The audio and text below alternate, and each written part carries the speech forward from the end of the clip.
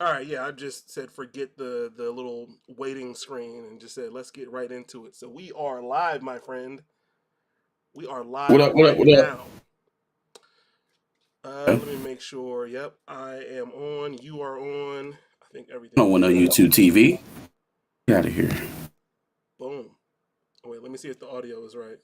Waiting screen. Yeah, we're good. We're good. All Look right. at YouTube doing me a solid. They already popped up the mute for me. Appreciate it. That's because you keep your videos on mute for some reason. You watching videos that you got to Blouse. mute? What's up with you?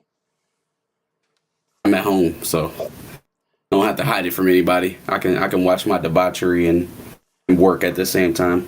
Speaking of YouTube doing a solid, I mean they've done wonders for our latest video on college football, the Michigan spring game, Any which college is football fans in the chat, go and check that out which for is why sure. I had to wear my Ohio State because hey, I like these Wolverine fans because they're funny, but they talking reckless, and so I had to bring No, out. man, they're spreading their wings. They're letting their presence be known.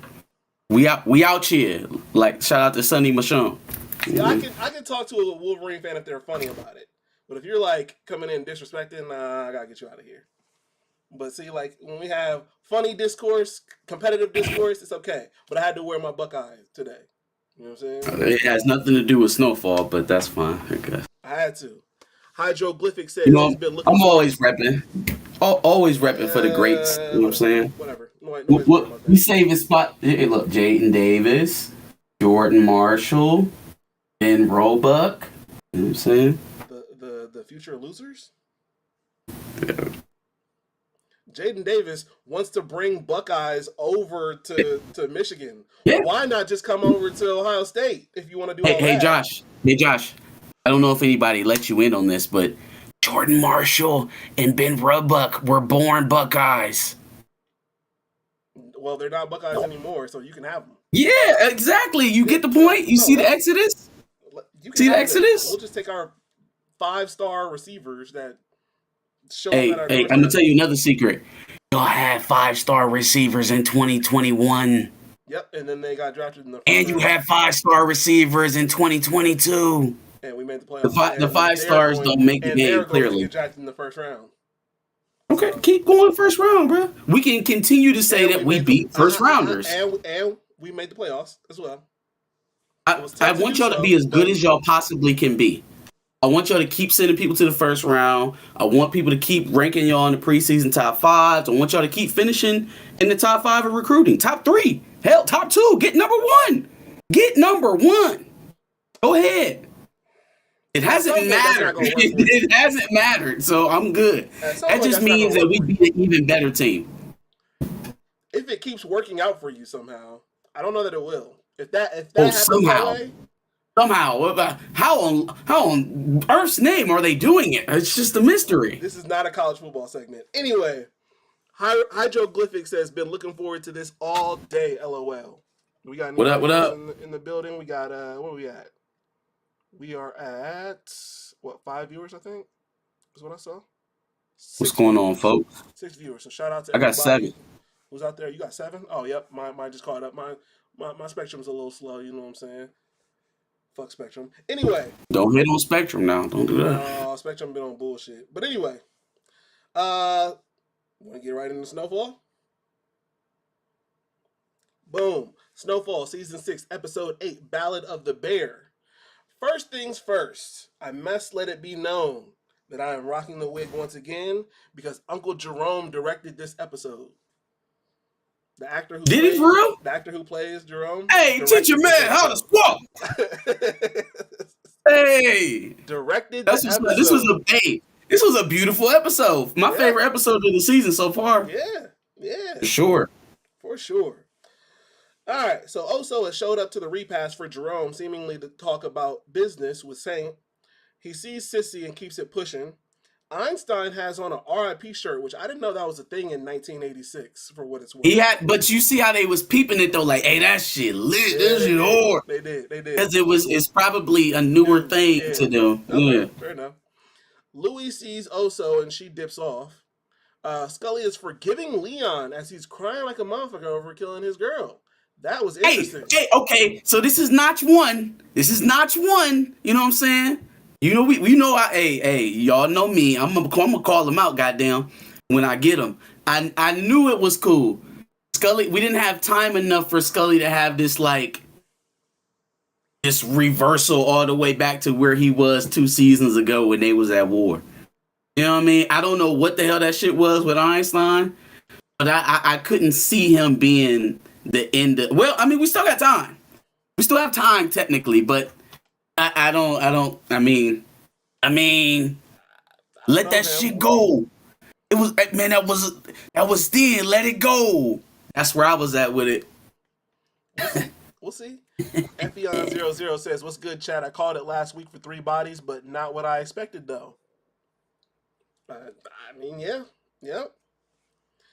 All right, let's see. Oso finds Franklin, who lets him know how much they've been dealing with, and then informs that he has his passports and his second half. Oso is all set on his side, but wants to ensure that Franklin knows what he wants to do. Oso then asks for his plane as a last favor. Yeah, because I mean, maybe that's what he was planning on getting the family out on, or I don't know. I don't know what the plane was for. Maybe for him. Could be. Maybe that was part of his own escape. Yeah. Could be. Louis is having a full-on Carlton from Bel Air meltdown in the bathroom, and then applies a Q-tip under her eye. Is that some kind of new fancy drug the kids are doing, or what the hell was that? Maybe her makeup was messing up. I mean, you see that with boxers when they have a little, you know what I'm saying? They take the Q-tip and put it on there. Has blood somewhere. I'm sure she got beat up like 2 days ago. I'm sure that shit's still, right. You know what I'm saying, pussing or something. No, bro. She did drugs. That's what that was. She applied some kind of She did drugs. Under her eyes. She put cocaine in her wound. Something. Hey, yo, cocaine in an open wound for pain is insane. I feel like they used to do that, like, a long time ago when cocaine was first found. Yeah, like in the 1800s? Yeah. Yeah, okay. Yeah, so it's just on some, not 1986. She's just on her natural shit. Franklin has a flashback about sneaking over to Mel's house as a kid and telling her about protecting the people you love, which I thought was a little weird. Louis interrupts him to talk, and Franklin wants to be sure that she's in. Louis claims she wants to be clear of Teddy completely. Hey, notch number 2, goddamn. Notch number 2. I knew it. Like, I felt it. When she was lining him up. The whole scene with when he called him, I've been calling you. What you want, white man? You know what I'm saying? I felt that in her spirit, even though she still walked her ass out there and did what he needed her to do. Sure. But I felt the irritation, the angst. We all know that moment where you just fed up with your boss and they could do anything. I don't care. I don't give a good God. You know what I'm saying? You don't care. Mm-hmm. You don't give none. Yep. And that's where she was at with Reed in the midst of her losing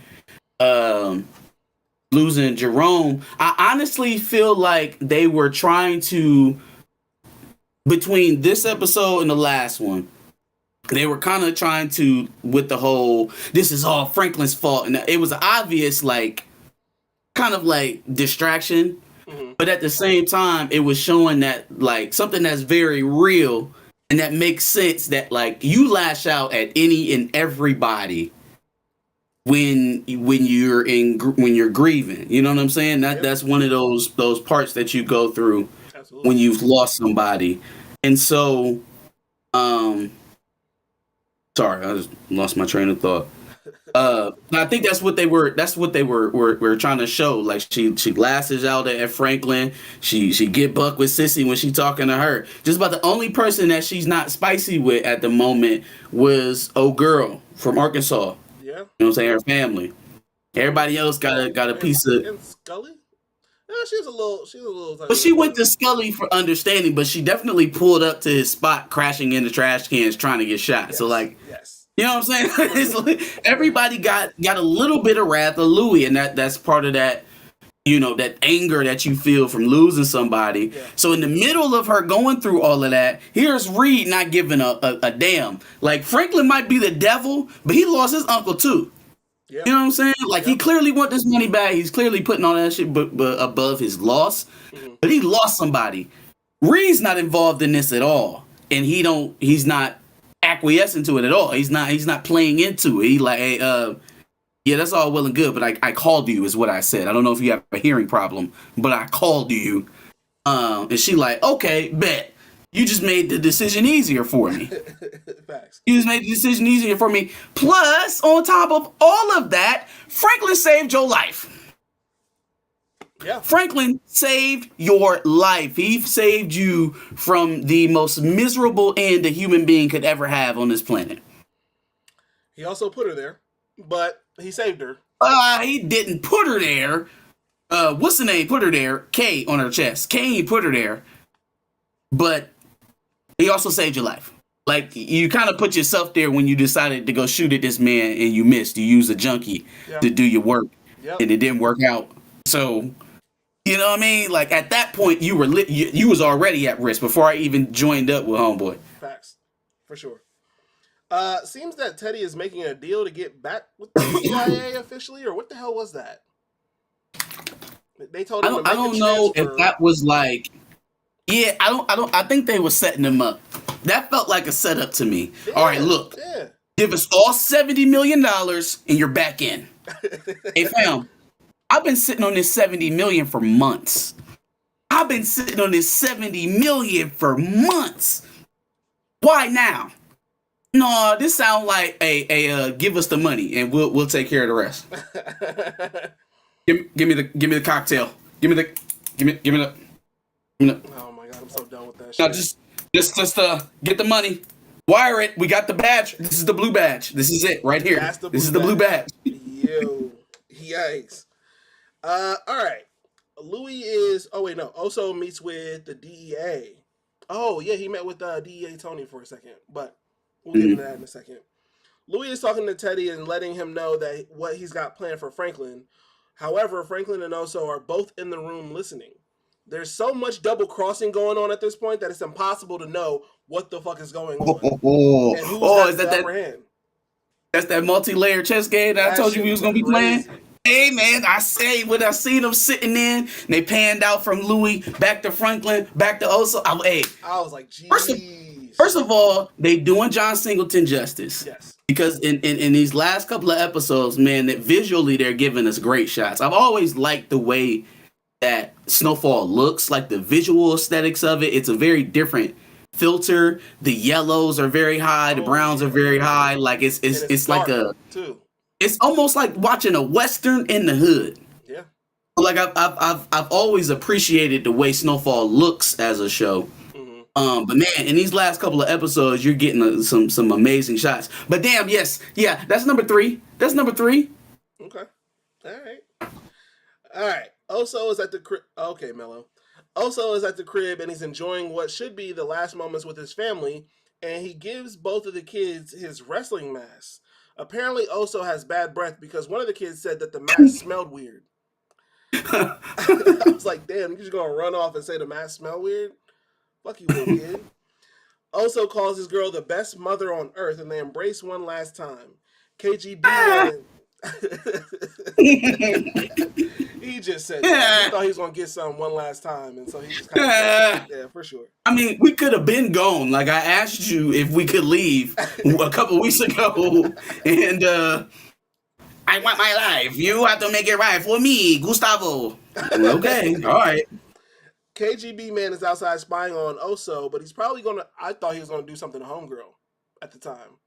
I figured she was just because so far everything looks normal. Yeah. Right? He sent them with the money, but sent them like they was going to school. Yeah. He took off to go do the drug deal like he was supposed to. Mm-hmm. So like everything looked good. This plan was going off perfectly. If it wasn't for old drunk bozo DEA cop, like goddamn loser, don't know his head from his ass, really, because he in the damn truck later on talking to Oso about some shit Oso already know all about, and he got the facts all messed up. Yep. Got to, like, bruh. See, like, I thought he was competent when he came into the season. It seemed like he had everything going on. But slowly but surely, his part in all of this started to reveal itself as like the overzealous one, the one who's overreaching. Like out of the KGB, Franklin, and the DEA, somebody was overreaching trying to get Teddy, Yes. right? Like all three of them didn't have a legitimate shot. For sure. One of them probably, two of them maybe, three of them ain't no damn way. He revealed himself to be the least of the threats because you are the farthest from the truth. Yeah. You just know some shit going on. That's all you know. And you know, a couple people that you cared about got axed out, so you got to axe the grind. Yeah. And that was his ultimate downfall in all of this. I think if Oso had just probably went with just him, maybe he'd feel more confident about the situation, and he probably wouldn't have felt so. I was thinking that. I was like, why you don't just ask him to come?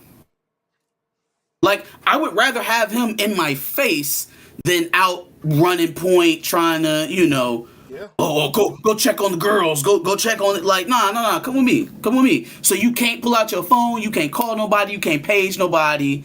You come. Mm-hmm. You come. Yeah. Mm-hmm. All right. Oso calls Franklin and seems nervous as hell. Franklin tells V to leave the country with his mom if the plan doesn't work out, which she doesn't want to hear because she wants to be sure that the plan is going to work out somehow. It's like, I need to tell you this just in case. Don't So flee with my son so my son is okay. We're not all the way there yet.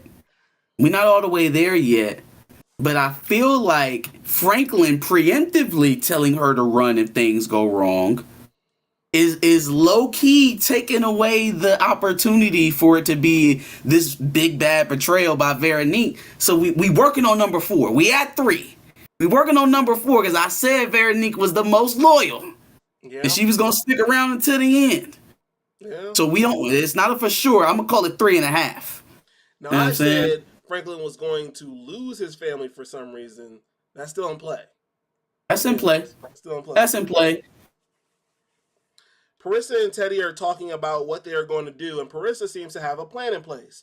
She put a ring on the table, and Teddy asks why she went through his shit. Like, that was his first response. Why'd you go through my shit? Yo, this is the weirdest relationship. Like, I know Reed had to have something more to protect in these latter parts of the season other than his estranged ex-wife and the son that he cares as much about as the lint in his pocket. Yeah. So he needed something else to have at risk when it comes to this climactic head-to-head with him and Franklin. But boy, him in this relationship with Parissa is just the strangest thing I have seen on television. First of all,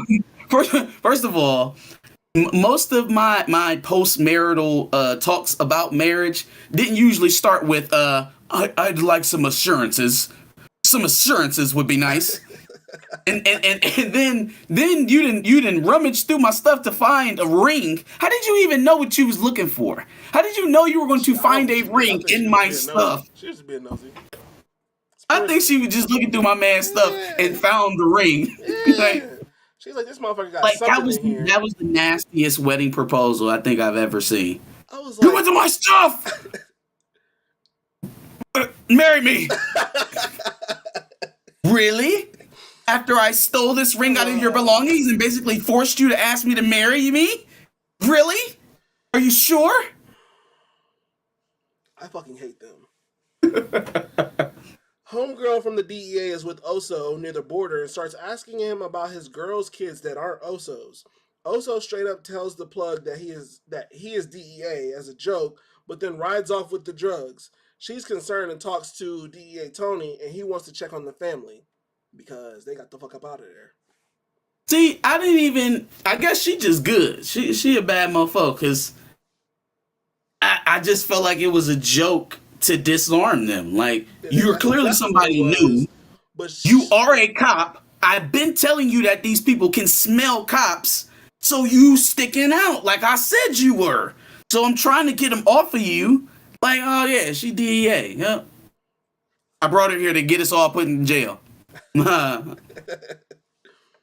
Like, at that point, what else are you gonna say? Like, I'm trying to get them off of you, but yeah, she cold because she snaked it out. Yeah. And I don't know. I just didn't think that that was too much to pick up on and be like, something's not right. Yeah, well, she ain't that cold. Well, actually, no, she might be even colder now. Franklin comes to see Louis and Scully. To make everything believable, Franklin has Louis beat his ass. She's a bit timid at first, but she gets her kicks in. V seems nervous about how crazy he kind of seemed during that whole altercation. Did that exchange with Louis and Franklin, and I'm not saying it delivered on this, but did it feel like maybe that was like the reconcile or as closest to what we're gonna get of a reconcile between Franklin and Louis Yeah, in this whole saga between them? that's all we're gonna get. That's kind of what it felt like, right? Like it felt like that's what their reckoning was. Like she got to whoop his ass, Yep. which is it's mental. It's absolutely mental. But maybe that's just what she wanted all along. Is to feel like she had ultimate power over somebody, like to feel like she was on top and she had control and nobody was above her in the moment. She was getting ready to kill Reed or have Reed killed. She was able to beat the hell out of Franklin for everything she had just went through over the last couple of days. She won essentially, and for what she calls winning, for what we know her mentality to be, for what we know what is important to her, she's winning. She won. How ironic for her to have won when she wasn't really in power. I mean, she had some power, but she didn't have the power that she wanted. But the real power that we talking about, the freedom, right? The ability to do what you have to and then get out and do what you want to, that's true power. And that's never what Louis was interested in. She was in for the faux stuff. She's in for the bravado, the Yeah. machismo. I'm the big bad, nobody else has me under my thumb BS, right? Yeah. That's what was important to her. Come on, man. Come on. Come get me. Come on. Come on, camera. Yikes. Yeesh. But yeah, that's what was important to her. So in that moment, damn, I get to set up Teddy. I get to beat the hell out of Franklin. Never have to see this man again after this. Either one of them, really. Yeah. Yeah, I'd say I'm up. I'd say I'm up. I mean, In terms of the power dynamics go. she definitely had power. I guess it just wasn't at that moment. It wasn't the power. I don't think she necessarily envisioned. You good? Yeah, we back. All right. Yeah, I think I honestly, again, goofy games, and that's what this entire saga was a goofy ass game, and her prize was being able to beat up her nephew after her husband died. Yeah, for sure. Goofy prize. Absolutely. Tony from the DEA talks to Oso about women being agents and what makes them special. After not responding to anything he was saying, Oso gets a page and says that it's him. Oso goes to call from a payphone, and Tony hops out of the truck. Okay. And that's all. And that's all she wrote. I don't care. I'm taking you in now. I'm gonna throw you under the jail. I'm trying to think of a word. Amigo.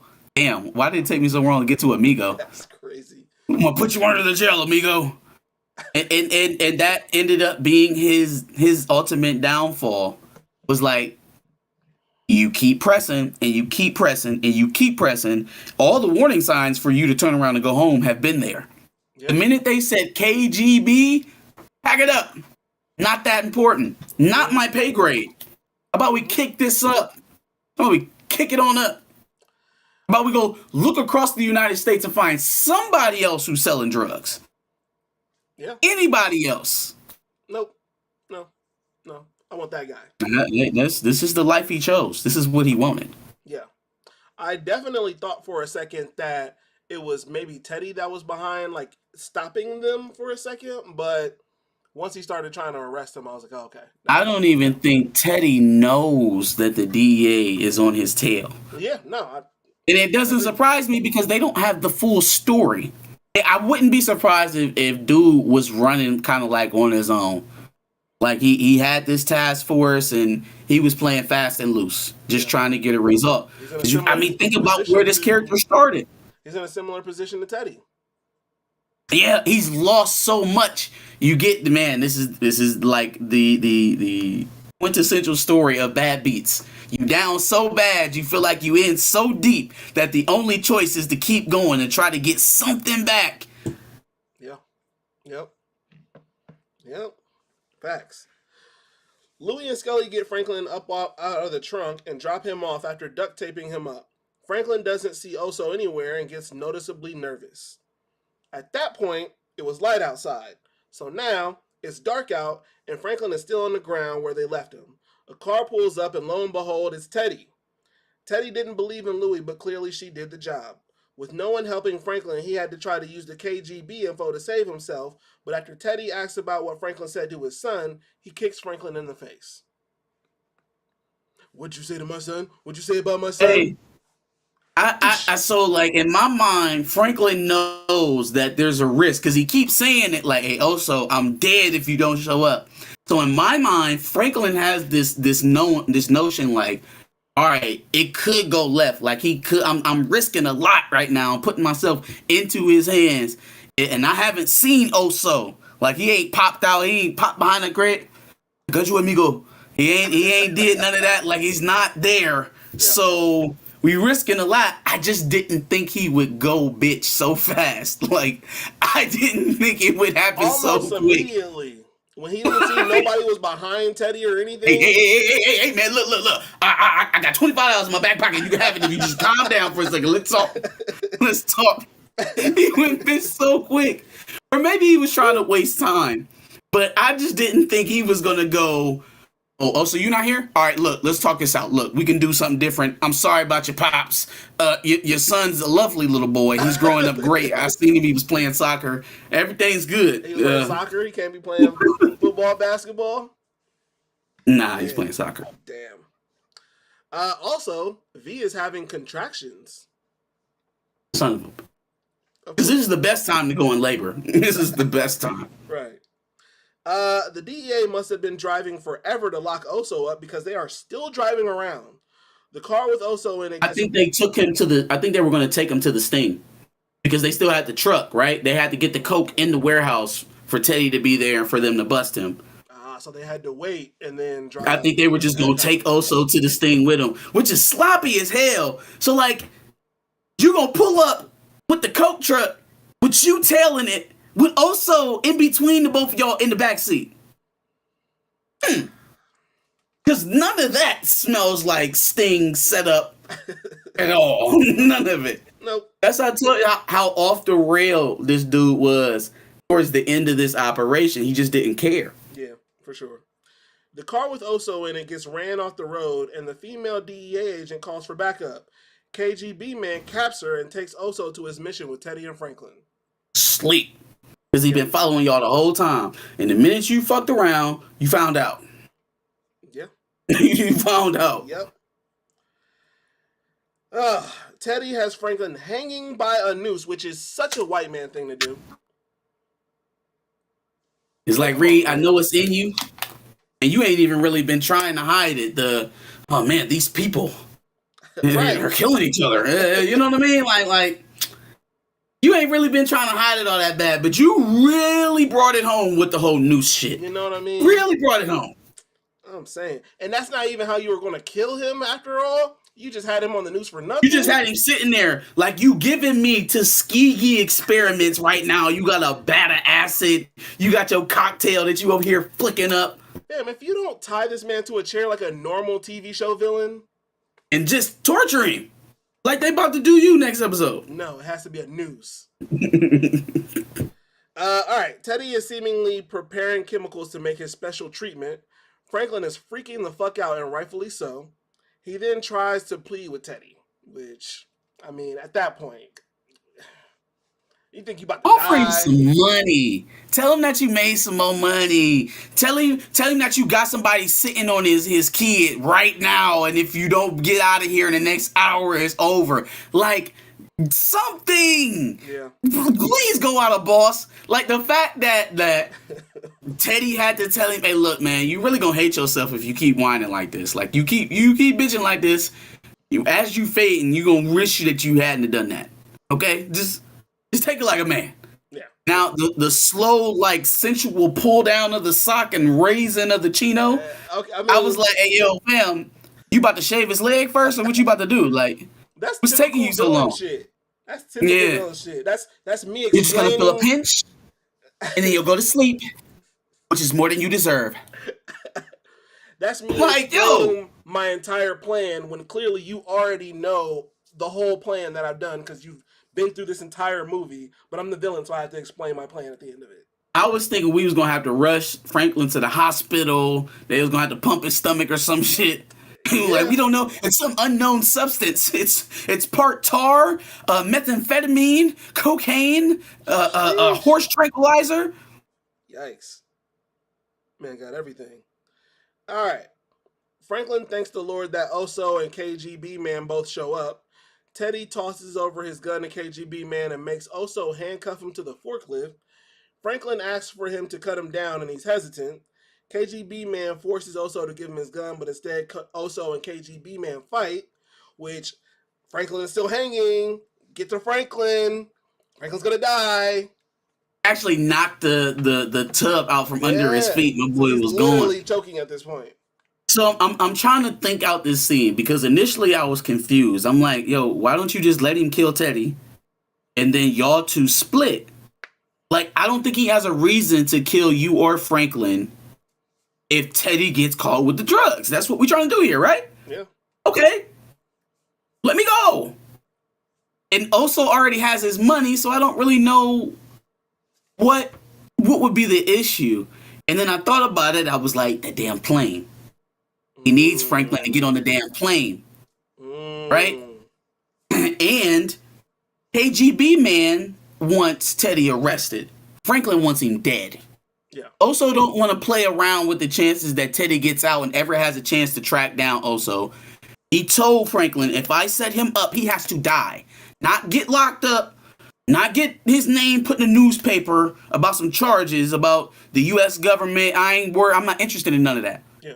He needs to die if I'm going to set him up. This needs to be the last time I see him if I do this for you. Mm-hmm. So that's not where KGB Man is at. Right.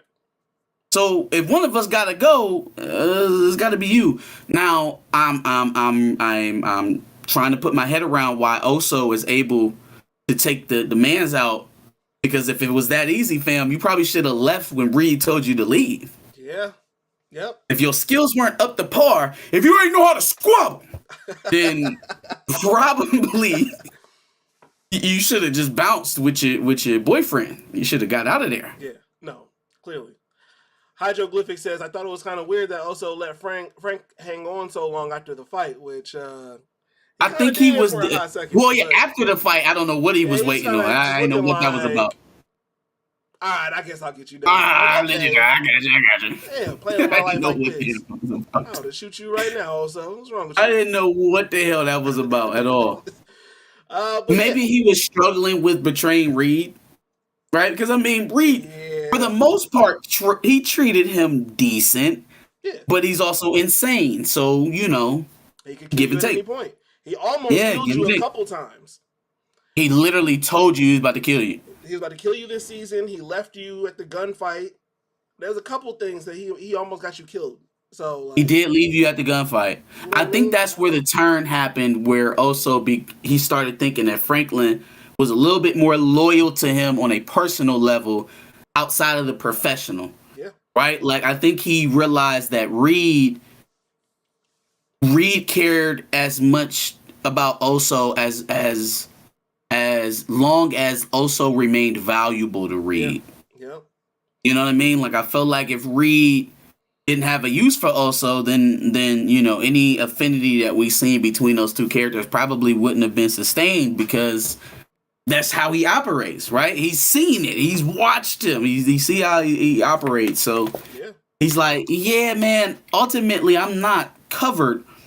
I mean, the DEA agent told him, I'm not covered the way he say I'm covered. I'm not good the way he say I'm good. So I'd rather be with somebody who's at least personally loyal to me, because that gives me a little bit more assurances than, Well, it should, because Reed's Oso compliment. has saved Franklin multiple times throughout the show since season And 1. Franklin has saved Oso.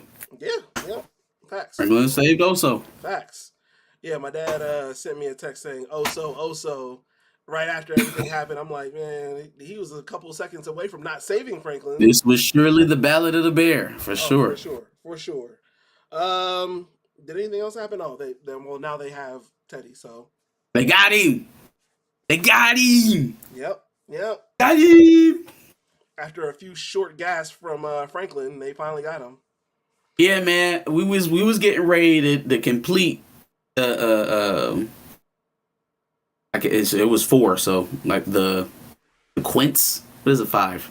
Anyways, it was gonna be that final one. We was at about 95%. If Louis would have peeked around the corner and been like, "Ha, you thought you got away, didn't you?" It would have completed everything. Yikes! That would have pissed me It off. would have been perfect. I would have had it down to the T. No, it was But the way it was. once I saw the fight, once I seen her beating him up and how that ended, I was like, probably not. She probably about to let it go. Yeah. She rolling around with Scully now. She about to start taking eardrops.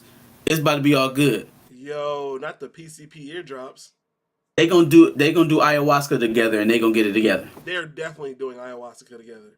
In fact, sure. Every time he hands somebody tea, I'm certain it's ayahuasca or DMT or some shit. Like, I don't know. Yeah, Anyway, I'm not eating or drinking shit at Scully house. You know what I mean? That man's about to have you straight hallucinating for 5 days straight. All right, ready to do it? What to expect? Yeah. Snowfall Season 6, Episode 9 is called Sacrifices, I believe. All I've got is Franklin attempts to recover his stolen money, but we do see, obviously, there's some scenes with him and Teddy, being that he has him now. We also see Louis running from the cops, seemingly. That was a little crazy. Yeah, well, too. Again, all the DEA had was on Louis.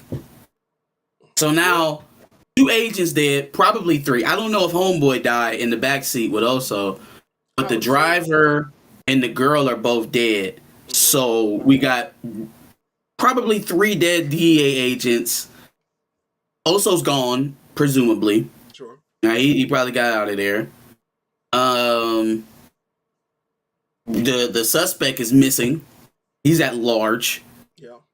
Well, we got to start putting some pieces together to see what happens. So, who's the only connective tissue to this investigation left right now? Is Louis. Well, yeah. Damn. Yikes. Got her. They got her. So they gonna get her. Okay. Sissy talks. Well, man, I think that Franklin is going to hold on to Reed as long as he can to try to get the money, and that's going to be his downfall. Mm-hmm. I think that's ultimately going to be Franklin's downfall. Now that we've seen that he was able to outsmart Reed, and he now has full control of the situation, we got 2 episodes left. Yes. And 2 episodes left doesn't mean, oh, he handles the next stages of this process perfectly. Veronique has the baby, and he lives the rest of his life on a private island that he bought with his $70 million. It could. That's not what this says. It's probably not going to end that way, for sure. That's not what 2 episodes with the main protagonist being on top right now says. That's not what that says. Absolutely. I think he's going to hold on to him too long. I think Sissy's going to try and counsel him and tell him, look, you got everything you want in that room right now. Do what you need to do and disappear with what you got. And go live your life with your family. Yeah. And he's going to reject that because he came all this way and it's right here. And he just got to get the money. I just got to get the money. At which point it will make itself completely clear that it was never really about the money. It's more about the obsession. It's more about the adrenaline rush. It's more about the lifestyle. It's more about the power. Yeah. Right? It's not about the money. Mm-hmm. It ain't about the money, because if it was about the money, right, everything has its price. Money and time run together. So at what point is the rest of your life worth this money? At what point is the rest of the mother of your child's life, your actual child's life, worth in dollars? Is it worth $70 million to you? I'm sure for some people it is. Well, I mean, most money pursuits have an expiration date. So Yes.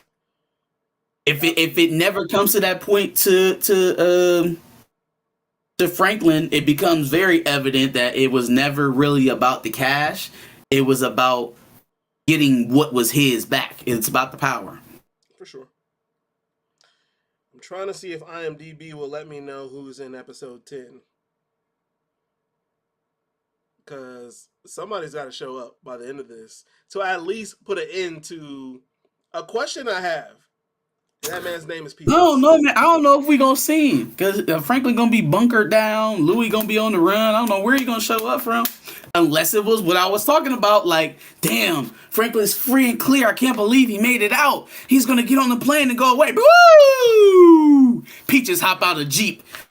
Franklin St. Patrick. Franklin St. Patrick. All right, y'all. It's been a great stream. It's over.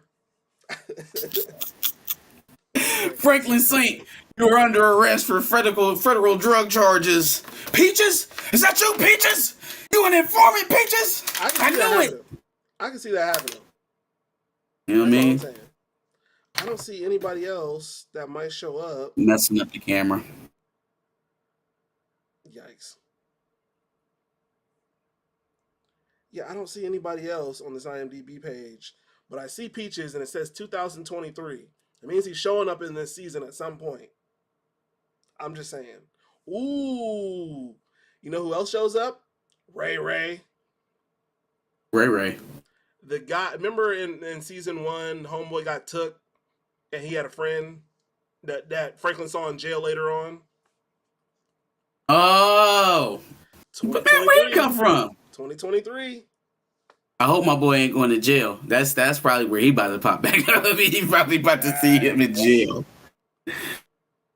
All right, anybody else? I'm not seeing anybody else. I'm seeing Homeboy from Power 4 Force. Little bro. Oh, cauliflower. He already showed up. Why did Homeboy from the garage shop show up to Jerome's funeral? I'm a little feeling the way about that. Because Jerome almost got him shot. So what? I died, bro. Come to my funeral. Yeah, bro. I don't know. It should be very interesting if those two people are going to show up. Let's see. Jam says, "Where's Peaches?" That's what I want to know. I want to know where the fuck Peaches is and what he's been up to. He also says, Peaches been at the clinic getting his cocktails. Yo, I have a feeling he will pop up in a crucial moment. I'm trying to tell you. Akin says Lenny and Ray Ray. I don't think Lenny is showing up. It didn't say he was. It just kept him at his one season. And so it just shows Ray Ray showing up in 2023. We got 2 episodes. So if we see Peaches and Ray Ray, some shit's really about to go down. I'm just saying. They've been building a case on my boy all this time. Must be. I'd hate to see you beat the CIA and lose to like LAPD or something like that. That'd be so terrible. I hate to see you beat Teddy and lose to Ray Ray. Nuts. Come on, man. Ray Ray don't know. Like, oh well, I guess he know his boy got took and murdered. But he shot him. Did he not shoot him? Yeah, he the one that shot him. No. They took him out there at night. He was sitting in front of the car. He was like, "You kill him, you can work for me." That's so far away. I don't remember. Yeah, he killed him. He killed his friend. Yeah. We talking about the little light skinned dude, right? Yeah. Yeah. I was thinking there was he shot his. He made him shoot his homeboy. The first person that Franklin actually killed with his own hand was Mel's daddy. That was the first trick. Oh, well, I guess technically Kev. Didn't they go out to a field or some shit? Yeah. They drove like way out, made him get out in front of the car in front of the headlights. Yep. It was like, if you kill him, you can come work for me. He was like, man, he ain't gonna do that. He ain't gonna do that shit. He ain't gonna do. Oh, you's a bitch. You's a wow. Okay. It was over. Yep. I remember that. All right. Evion00 says Peaches or that dude that is on the pipe that crooked cop may drop a dime. That's another person we ain't seen. Like, he's been in the season a little bit, but Buckley has been drop a dime on who? First of all, you're a disgraced drug addict cop. But Buckley can get Louis What locked witness up are at you? least. Didn't get who? He knows enough about Louis to get her locked up. Yeah, but I mean, okay, so if they know that he shot Kane, or if they know that he's been running illegal operations for Louis, then yeah, they may be able to flip him. But like, He's already not on the force anymore. but if they don't know that, then they don't have any real reason because he's at jeopardy as well. Like he got all of that on him. And then on top of that, he's a crackhead. He can't be a dependable witness. Hey, that's what I just said. He's a disgraced crackhead cop. Yeah, you know what I'm saying? Facts. Ex-cop, excuse me. Or that female cop probably ain't dead. She survived and 12 is on the warpath. So the one that KGB man iced, I'm assuming, that the DEA agent. Yeah. I'm assuming that's what Effion is referring to. Jam said if he lived, he probably shouldn't have lived. I don't know why he didn't think about, hey man, let me take, because he thought he was getting out of here tonight. Yeah, that's probably what it was. Yeah. Jam says that spinoff they making with Wanda has me thinking it may be curtains for Leon because it may be how her life is moving on afterward. Look. If it happens, it ain't gonna be Scully. I don't want Leon to go. Wanda has I need to turn some lights on in here, y'all. I was using the natural light for a minute. It's getting dark. Yeah, Woo! No, you're good. It takes a second to adjust. Wanda has to go, not Leon. Why you hating on Lee, man? Leon is the GOAT, bro. Well, Franklin is the GOAT. But Leon is... He's the GOAT, so he has to die? No, he doesn't. He's the GOAT, so you want him to die? He doesn't have to die. He has to stay. And Wanda... Oh, yeah, you hating on Wanda. Yeah, I forgot. One of them has to go, and I feel like it should be Wanda. But they have the spinoff now, so... You should probably stop hating on Wanda. I just started watching Insecure and didn't even realize that she was in it. Wanda? Wanda's in the first season of Insecure. Playing who? She was the black girl that was too loud in Molly's office. Oh, yeah. She tried to talk to her. She was like, yeah, tone it down, girl. But then she ended up moving up. Mm-hmm. I remember that. Yep. Anyways, are you ready for half of our viewership to fall off? You should probably stop saying that. Give me a second to get the lights together, and I'll come right back. The lights are fine. Hold on, man. All right, whatever. 2 seconds. All right, bro, whatever. I will talk to the chat for 2 seconds. Anyway, let us know what y'all thought. Oh, Big Dion ain't forget. Big Dion has not forgot, but apparently he respects Leon for saving Jerome. Is that what it was? Some shit for Jerome. He didn't forget, but like he respects Leon a little bit, so that's gonna be interesting.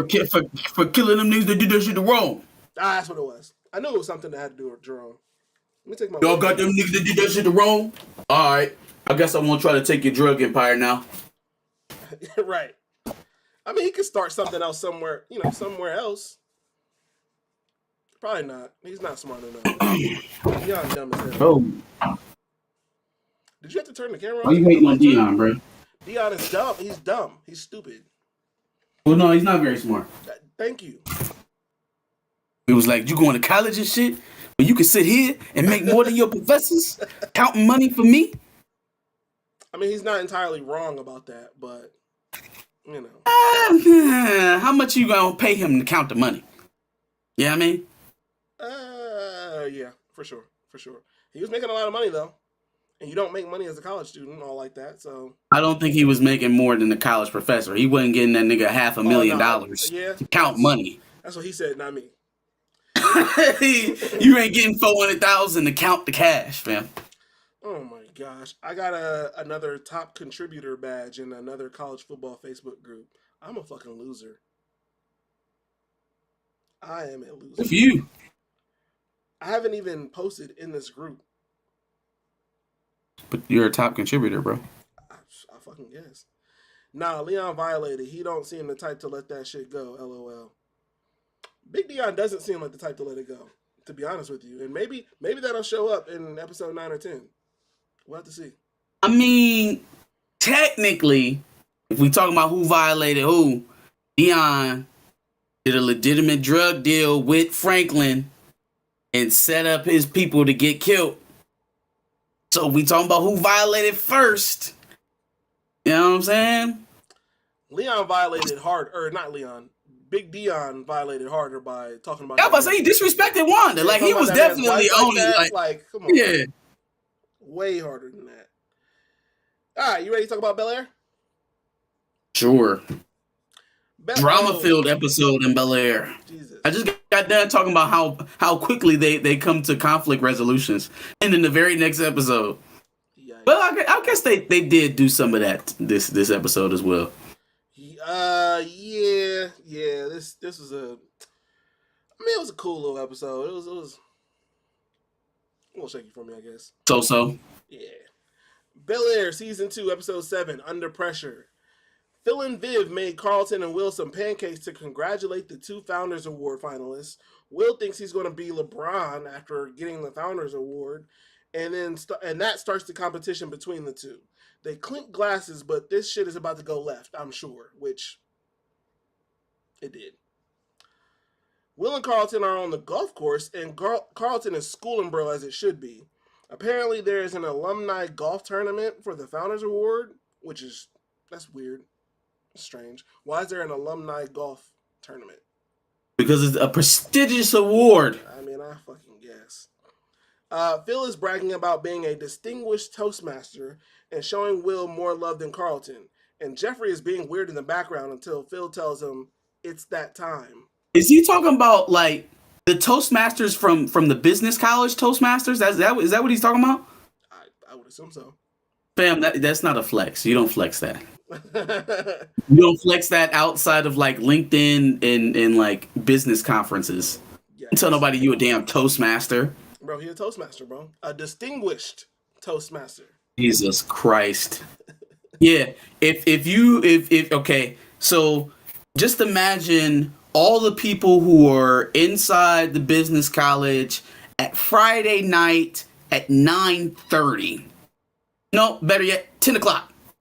Perfect time to be there. Toastmasters. Yeah. Yep. You don't tell people that.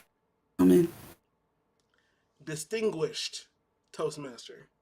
So I mean, he was there extra late on Saturday. Yeah, instead of partying. Duh. G and the gang pull up and seemingly meet his son Frederick. Viv is already at the table with him, speaking with him. Jeffrey shakes his hand and says it's so nice to see him. Jeffrey eventually has a meal with him in an attempt to talk with him, but obviously things aren't starting off so well. Frederick doesn't really know what to say because it's surreal to him that his father is sitting across from him. Gotta say, we have never seen Jeffrey this nervous, and it's eerie. It's very awkward. Yeah, for sure. He's usually very like precise and keeps everybody else on time and on schedule. Yeah, smooth and hitmanish. If I ever see this man do this face again, he did that so many times this episode. That was very off-putting. Get it together, Jeffrey. Frederick tells G that he basically thought G was a figment of his imagination and that it was easier to just act like he never existed.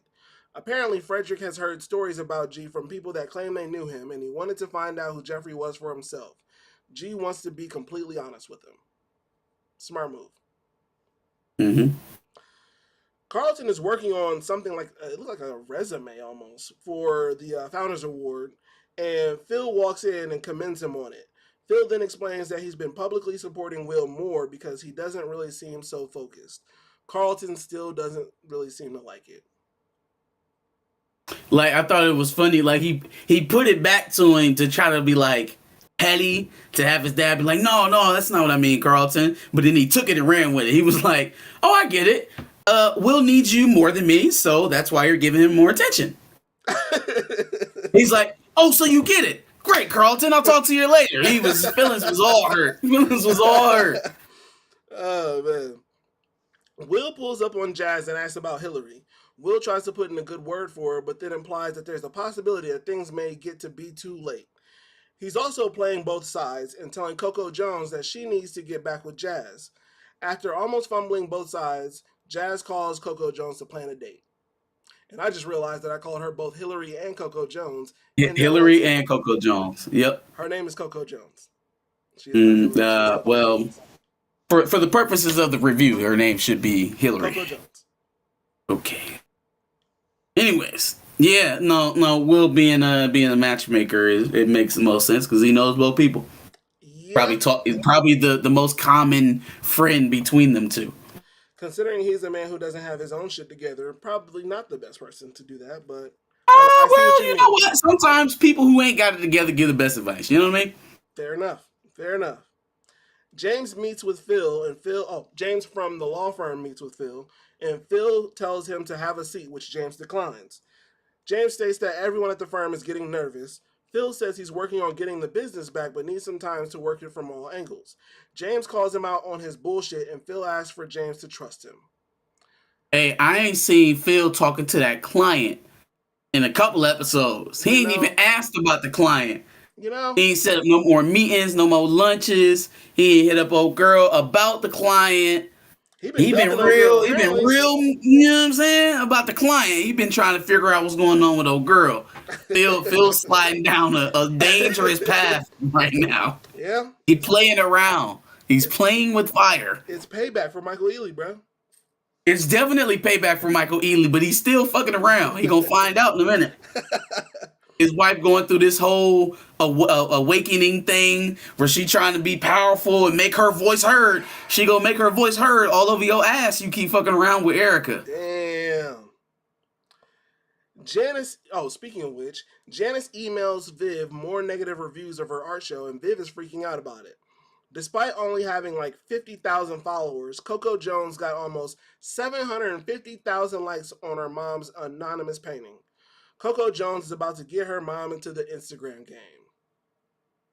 Yeah, man. I guess they did a decent job of playing up the fellowship in the first season. Mm-hmm. I'm just struggling to understand why it's such a big thing now because it just seems like a bunch of art shows that you don't really have any control over what's seen in them, but they get to slap their name on it. So it's like, why was this so important to have again? Like, why was this such a big crux or such a big crossroads last season when basically all it is you making art for people who don't want to see what you have to say, which is kind of why you stopped doing art in the first place. Yep. Like, why? What was the point? So yeah, like the very obvious thing of, hey, how about you just promote yourself on social media and book shows yourself? Yeah. Yep. Because Viv has never heard of Instagram. Yeah. Ever. She has never heard of Instagram. It's just bad that she found out about it while it's dying. An app that was probably popping off for art people like her. For sure. But like before her kids grew up and all that shit, yeah. When Instagram was first popping off, it was something completely set up for Viv. Like she should be showing her daughters what Instagram used to be. Yes. Not her daughter showing her Instagram. Especially since she's 32 now, as Carlton loves to put out there, by the way. Again? Are you 32 again? He said it during this episode. Damn, you done had the most 32 birthdays in history. Jam says Jazz needs to cut that insecure-ish, though he needs to let it go, which we'll talk about that in a second. Yeah, let's get there, man. We'll talk about that in a second for sure. I got a couple. My boy started going out like a sucker. And then he was showing his insecurity.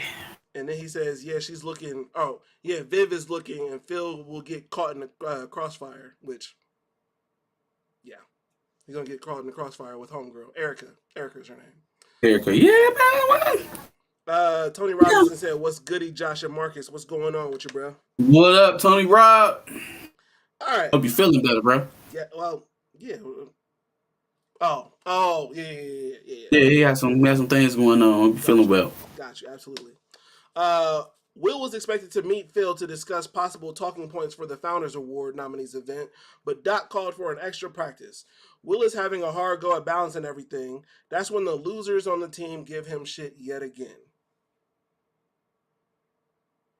I mean, so initially I thought it was hate, but then it seems like they're trying to throw out olive branches, and Will is splitting time. He's living a double life right now. He's trying to be the scholar and the athlete, only he's not doing it in the same building traditionally, how athletes do it in high school. He's splitting time between a whole other entity, being this AAU team, and his academic stuff, which Doc has made, such a big thing in his life all of a sudden, which is it's not a bad thing. It's kind of hard to argue against what Doc is trying to give him or the perspective that he's trying to give him. But it just feels like it's coming from an ulterior motive. So you kind of have this thing like, well, Will was a good enough student before, but now it's all this extra emphasis on this academic award, and now it's essentially taking time away from what you told me you were going to him for. Yeah. You told me you was going on to him to help your game. And all of a sudden now you're spending less time playing basketball and more time in the school. I'm confused. We'll see what happens with that. Tony Robinson says Doc is going to use Will's issue in Philly against Uncle Phil. We'll get there. But yes. But I would just wonder how so. I'm not running for public office. Who you gonna tell? It ain't gonna matter. We'll discuss it. Connor is back to... I'm sorry. Drug dealing Connor is back to give Carlton shit on his nominee table. Yo, fam. Why isn't this boy been expelled yet? He just walk around the school carrying drugs. I feel like he says several racial epithets a day. You know what I'm saying? Like, why hasn't this kid been relocated yet? Drew is apparently just now talking to Lisa about getting obliterated by Carlton. Fam, not only did he had to get out a couple of weeks. He had to get out a couple of weeks. But that was like 3 episodes ago. Where have you been? He had to get at some time. Bro, you not just about to run back up in that girl's face after you got beat down. But you go to school and she left with him too. Left with him too. He needs to take an L, but they go to school together. Like, they see each other every day. Fam. If you took a girl on a date and then some dude beat you up and left with your girl, would you go talk to her at school the next day? No, I would try to avoid Would you talk to her for the next month? I would try would you even speak to her? I would try to avoid her at all costs. But like the plague. Right. But then now he's like, oh, we need to talk. No, because enough time is kind of went down. We good now, so everybody cool with Carlton. We playing nice. Can I get back? No, fuck that. All right.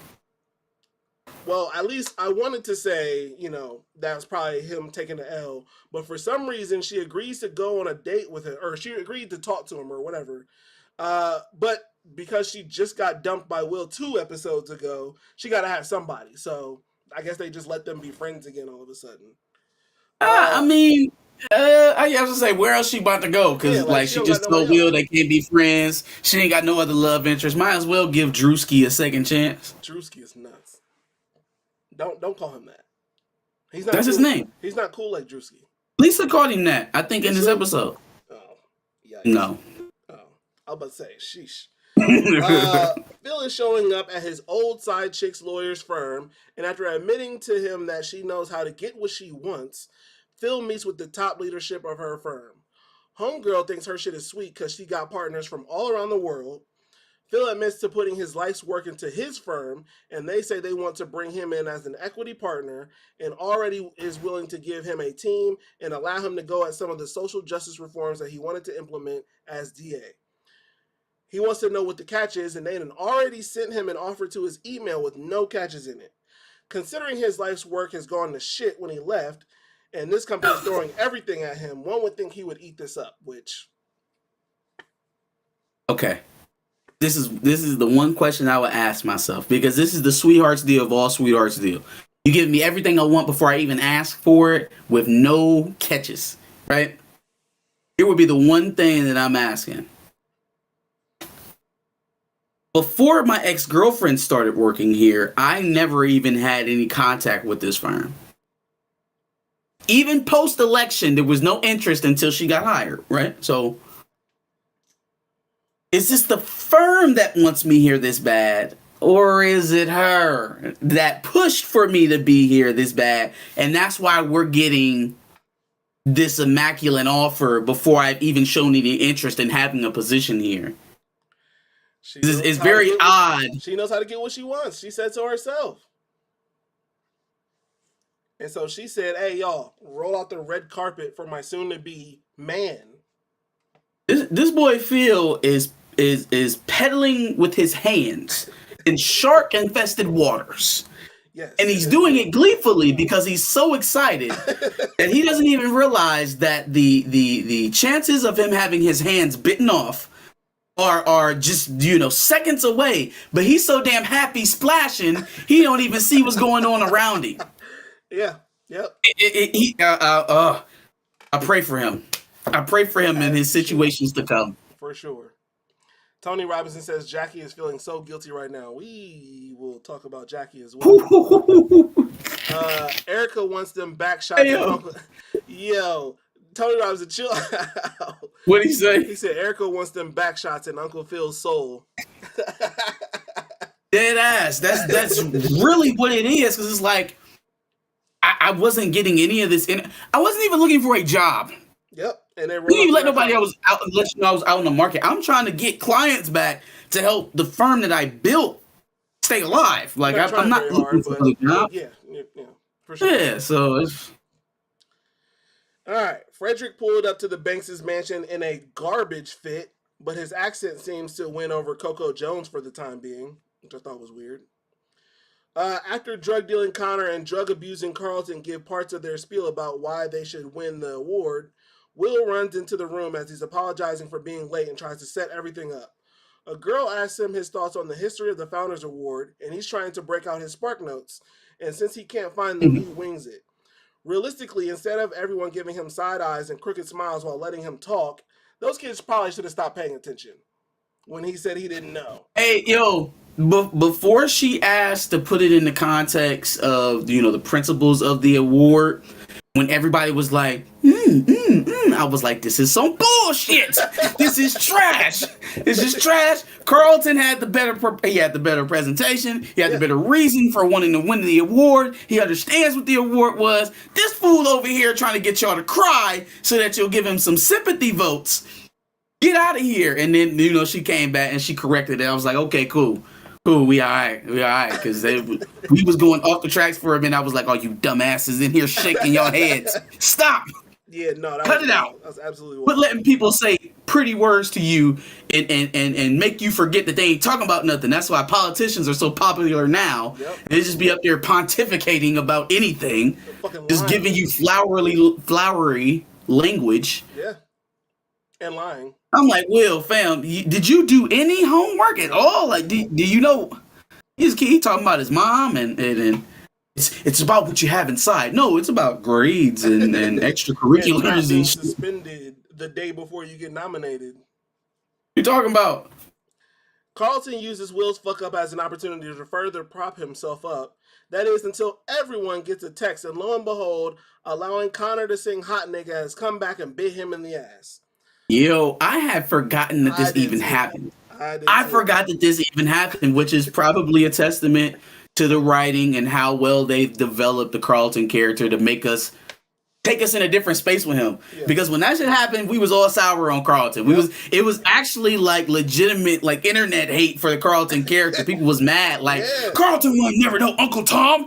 It's too woke. This show's super woke. They made Carlton a Uncle Tom. Yeah. You know what I'm saying? Like people was really legit mad about it. So, even though most of those people didn't stay along for the ride to see where we ended up just a season later, sure.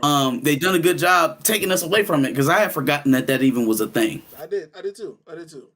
My question is how someone got a clean shot of this whole altercation without any of them knowing. I was like, who is this? It's right behind Will's shoulder. Like obviously they took. So did Drew play lacrosse or what is he? Why was he in the athletic locker room to be able to get this video? Well, I guess I just gave away who it was, but. Well, I mean, I guess technically it didn't have to necessarily be him. He just had to retrieve the video from that person. See, when it happened, when it first got posted, I thought it was old girl. I thought it was old girl that nominated Will. Oh yeah, I kind of thought. I was like Yasmin or was it Jasmine or Yasmin? Yasmin. With a Y. Yasmin. Yeah, I thought that too. I thought it was her. I did too.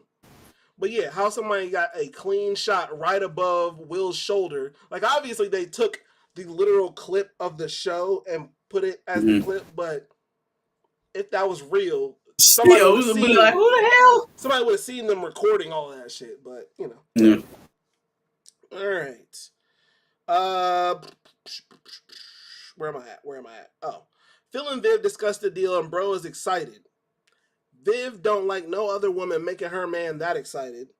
Phil explains that he may have to take the deal, which, I mean, you don't. You put your life's work into this other firm. Maybe you should focus on making that a whole thing again. Maybe, and this is just a thought. After you have a wife, couple kids, an adopted nephew, pretty much. Maybe. This is just the way that I would probably handle it. It's not how everybody handles it. Everybody's different. But maybe you avoid ever being in a room with your ex ever again.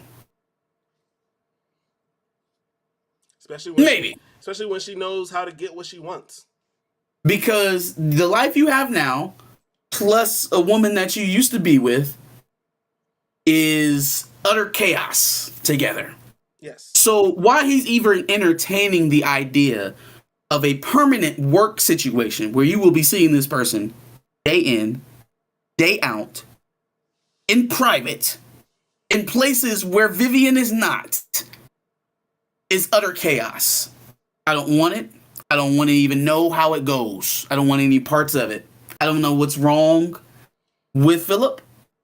Maybe he's just riding this high so much that he doesn't even realize that, hey, yo, your wife is going to be an interesting saga when your coworker is your ex. By choice, not by circumstance, but because she sought you out, gave you the best offer possible, and you jumped at it at the first opportunity. Ooh. Wild. Yeah, I smell some sessions coming, boy. I smell some therapy sessions coming. Some red table talks, maybe? Yeah, for sure. How did that make you feel when I went back and I started working with my ex that I had been with for years before you? How did that make you feel? Let's unpack this. Viv does an Instagram live about her anonymous painting. Wasn't nobody talking in there until she stopped, and then all of a sudden, all these hearts and chats just flooded the page. I was like, why did they just start talking once she stopped? That's not how Instagram lives work. Just throwing that out there. Drug dealing Connor walks up to Carlton and says that he just withdrew his name. Fam, Carlton didn't want to talk to you before this situation popped up. He damn sure doesn't want to talk to you now. So you mean your mom is a board member at Yale? Why don't you go home and smoke weed or snort coke or whatever else? Why are you even here? Yeah. Why are you here? Yeah. You just damn Founders Award. It's probably your family's name on the award. You don't need to win this. No. After Carlton calls him out for said privilege, drug dealing Connor says, and I quote, "You should have called out your cousin, nigga." That's not what he said. That's not what he said. He said that. That's not what he said. He didn't say the hard R, but he said nigga. Nigga. He didn't say. He said nigga. He did not say that. Unfortunately, that plants a bug in Carlton's head. The problem is everybody was in, oh shit. The problem is everybody was in plain sight. So Will couldn't have possibly sent that text because they would have seen him going oh, I got something for you, Carlton. I mean, the timing was convenient, but yeah, again, we would have seen you. We would have saw you messing with your phone right when we all got the. First of all, you know what I've never understood about this type of scene in movies and television, the spontaneous viral moment where everybody's notifications just start going off. Unless y'all in some massive group chat that everyone in the school is included in, that doesn't exist. Thank you. That it clearly doesn't exist. Thank you. The fact that it went that viral that quickly. What kind of chainmail system you got set up, bro? Now, what app did you post this to? At the end, they say it was airdrop, but even with airdrop, it tells you where it came from. It doesn't just say. It will tell you exactly who sent it. It's gonna tell you whose album it is. What are you talking about here? All right, let's see. Oh, so they go home, and Viv and Phil can hear them bickering, And the second Carlton admits to what was in the video, Phil and Viv looked like Carlton grew a whole second head. They were like, "You said what? You allowed them to say what? Like, what? You let him say what?" Carlton snitches on Phil and tells everyone the reason Phil gave for showing Will more love. Hey, I was like, I can see the conversation spiraling at that point. Yeah. Well, you told me Will don't focus, so that's why you got to give me more help. I was like, we going down a rabbit hole. Yep. Will also snitches on Phil for saying that he shouldn't go for the award, something Viv didn't know about. And then Will states that he wouldn't have gone for it if it weren't for Doc believing in him. Phil goes gangster and says, and I quote, "We'll see how much he believes in you when I stop putting money in his bank account every month." Will says he'll just take care of himself, but hold on, homeboy. If Phil ain't paying, you ain't playing. You ain't playing nowhere. So, like, what are we talking about? Where are you going? You're not going anywhere. I mean, again, I wish Phil would acknowledge, even to the slightest degree, even if he knows homeboy is not an honest actor. He knows Doc is not an honest actor. But I wish he would at least acknowledge the positive things that Will is getting from it. Sure. Because then it registers to Will like, okay, he's looking out for me just like Doc is. Yeah. Right now, everything Phil's trying to do is coming off his control. Mm-hmm. Everything he's trying to give Will's coming off is, oh, you trying to make me like you. You trying to mold me into a little mini Phil, right? And Doc is like me, and he wants me to be me, but he wants me to be successful. So like, I'm gonna mess with that. Right. So Phil could be doing himself a lot more favors by at least like acknowledging like, oh yeah, that's cool that he got you into the Founders Award. That he's right, it is good for colleges. Just make sure you keep everything the way that we discussed it, and you make sure you straight. For sure. And that's it. Yep. But the Denzel Washington speech, after everything we did for you, nigga, you gonna say that shit to me? You gonna do this shit to me? I'm like, hey, yo, Phil turned into Denzel real quick. He did, for sure. He got mad, but it's just because he doesn't trust Doc, and anything that come out of Doc's mouth, anytime Fit will be like, "Ooh, Doc said," he like, ugh. Yep, as he should. I am your de facto father. Listen to me, not Doc. Essentially. Coco Jones and Jazz are on their date, and Jazz has taken her to her favorite restaurant. Bel Air has gone this entire episode without giving Ashley a line and without saying simply Spiked. Unfortunately, they decided to cave to Simply Spiked instead of Ashley. Oh my God, yo. Like, the fact that Simply Spiked got a name drop in here and we didn't even see Ashley's face is insane. It's criminal. Literally, the second I heard Simply Spiked, I'm like, we ain't heard from Ashley at all this episode. Yikes. Like, they, for the life of me, they will not just say, man, you just signed your new business deal. I'm proud of you. Or like, congratulations on signing the deal. That means they'd be like, yeah, Hillary, I'm so proud of you on signing your deal with Simply Spiked. I'm so That's exactly how they do it every time. They give a pause right before and a pause right after for like a millisecond. You're Simply Spiked deal. Hey, Simply all up through this thing. They all up through here. I know they paid for it too. Good for them. Whew. Will leaves practice and the two losers from the team fan out over his whip. Now all of a sudden these niggas want to be friends. For some reason, this nigga Will does not have his antenna up, which I thought that was going to lead to something and it didn't. And I'm kind of upset. Well, I can easily see how that situation can go left. That's basically, life of a black man driving in America. You know what I mean? But especially three of you in the way. Yeah, no, it didn't go the way we thought it was going to go. So great. We're going to get that scene later with Carlton in the Lamborghini. Yeah, probably. Frederick it was in the promo for the season. We'll get it later. As soon as I said probably, I was like, oh yeah, it was. Mm-hmm. Frederick is looking around, seeing Jeffrey have all these family moments with Carlton and Will. G walks in and invites Frederick to one of his favorite English pubs. Now, all of a sudden, Frederick want to head back home. G asks him what's wrong. He then explains that the Banks family got all the best of Jeffrey, but he couldn't spend time with his son. Frederick states that he doesn't hate Jeffrey, but he just doesn't know him, and maybe they should leave it at that. Or maybe you should get your trips worth while you're here. Quick side note. Definitely should have got your trips worth. But side note. A Cyborg from Doom Patrol. He looked familiar. Now Jeffrey's son is Cyborg from Doom Patrol. I haven't seen that show, but I know I've seen him from somewhere, and I'm pretty sure I've seen him on promo pictures. I thought that looked like him in the picture last week. I didn't know for sure, and I didn't want to embarrass myself, so I didn't say it. And then I seen him walk in, I was like, "Yeah, that's Cyborg. That's it. That's it." Tony Robinson said, "Oh, go ahead." Go ahead. No, go. Tony Robinson said they left Ashley on another set with the lights off. Looking around like, I told you, bro. They gonna make Ashley go upstairs one time, and she's never gonna come back down. Facts. It's like they're gonna be like, Ashley, go to your room. And then the next time we hear about Ashley, they're gonna be like, yeah, she's doing great in college. We're gonna be like, what the what? Huh? Yep. College? Yep. I'm telling you, she's gonna disappear. I can see it. The losers on the team that keep hating on Will start opening up to give him some respect, or they start opening up and giving him some respect. Jackie shows up drunk as hell, or should I say, the actress playing Jackie does a terrible job at acting like someone who's drunk. Because shit. No, that acting was. Bruh, Jackie looked like every drunk white girl I've ever seen at a party, for sure. For sure. That acting was awful. I thought it was awful. You've never seen nobody act like that when they get too drunk? Maybe because I've seen that happen so often, I can tell when it's real and when it's not.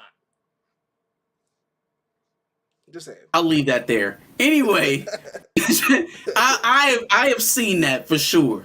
All extra handsy, real irritable when they don't get their way. Like all of that. That's drunk behavior right there. What she was saying, yeah, and how she was kind of moving around, but it was like in her face and like when she would try to make like drunk eyes and she was like rolling her eyes and doing stupid shit. Okay. Like, okay, to be fair, pretending to be drunk and actually being drunk, you can't. It's not perfect. It's not seamless. It's not seamless. I know. Like maybe I feel like even actors playing a drunk person get drunk to play the drunk character. I think she overdid it. I think she maybe should have chilled out a little more. Maybe it'd have been a little more believable. She drinking Bombay. She's drinking Seagram's gin. Yeah, wild. at a basketball park. Yeah, she's lit. Sure. She's through. She's drinking like a hobo. She got a pint of gin that she walking around with. Sure. Tony Robinson wants to know, could Frederick and Hillary spark up a relationship? I was feeling that a little bit, we're too late knowing that we was on the heels of the Jazz thing too. We're too late in the season, and there's still LaMarcus Alton. If I had my choice between she's going to LaMarcus and Frederick, she's going back to LaMarcus for sure. LaMarcus probably gonna ask her to marry him, and then Jazz gonna stop the wedding. Just did that happen? No. Oh yeah, no, because Trevor died. Trevor died proposing to Hillary. Yep. But she did start kicking it with Jazz after that, so yeah, but again, the dynamic is not even the same.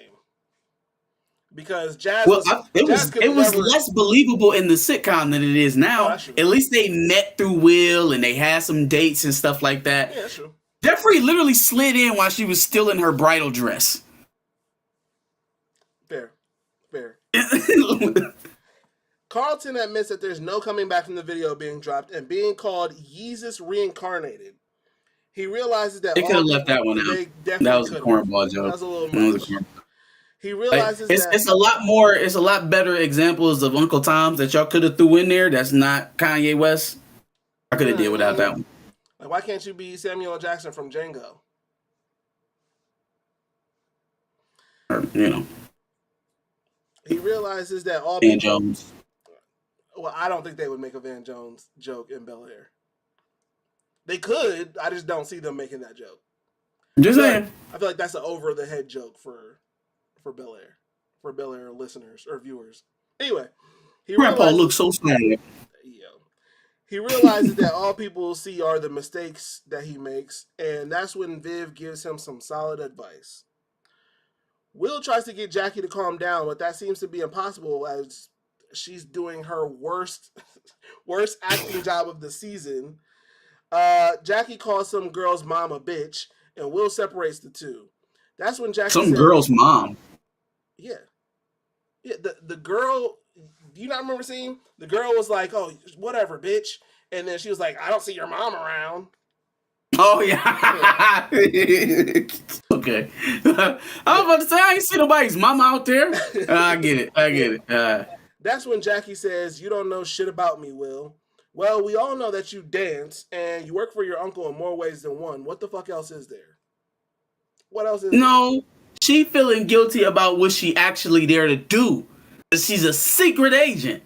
She there to throw that thing around Will to keep him focused on the AAU circuit and away from his uncle in Bel Air. Yeah, but is that something to get super duper drunk over and try to distance yourself from him? Yeah. Maybe. Yeah, if she feels like a piece of shit, because she is. She is. Tony Robinson says, it's obvious that Lisa is giving Drew a chance to get over Will, but I think it won't work. Yeah, I think that's the conclusion he came up with.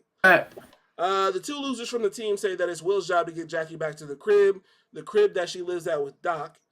I'm still weirded out that they were so cool all of a sudden. Or I was while I watched it, at least.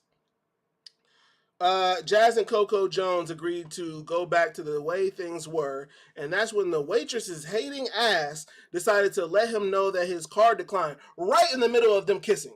That's some hating ass shit. First of all, swipe my shit 3 times before you come back to me and talk to me about my shit not working. Thank you. Before you even come out your mouth and be like, sir, before the sir come out your mouth, you better have swiped my card 3 times.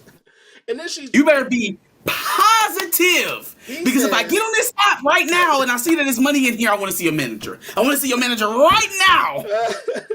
He says, can you try it again? She goes, do you have another card? No, run this card again. Said, run it again. Run it again. Run it back. What is wrong with you? Did you not hear me the first time when I said don't make me get loud in here, lady. Now, honestly, he didn't have to. It could have been a bubble up to that. Sure. Like I felt like he was on 10 right off jump. Like he was. What you say? I ain't got no money? Look, I got money. I got money. Facts. Coco Jones gives the waitress her card, and of course, this has to start some hostility between them. Ooh, hey, look, take the embarrassment, sis. Take the. I'm not saying it's right, and I'm not saying that it ain't the problem of the man in that situation. Just take the advice and take the embarrassment. The embarrassment, you can, leave the restaurant and never have to deal with it again. That fight on the way home over you paying for the meal. It was her favorite restaurant. Okay, we're going to take a month or 2 off and then come back. It'll be fine. It'll be fine. I hear you on the advice, but yeah, I think that's the argument. Hey, take the embarrassment, sis. Like, just for a minute. Let him get his shit off. Because the only thing you cannot do in that situation is, oh, I got it. And he didn't ask you to do. Oh yeah, facts. But also, Jazz, you're grown. Have a debit and a credit card, or another debit card. Have something else too. Maybe have some cash on you. Hey, it is the card. Hey, that was nuts.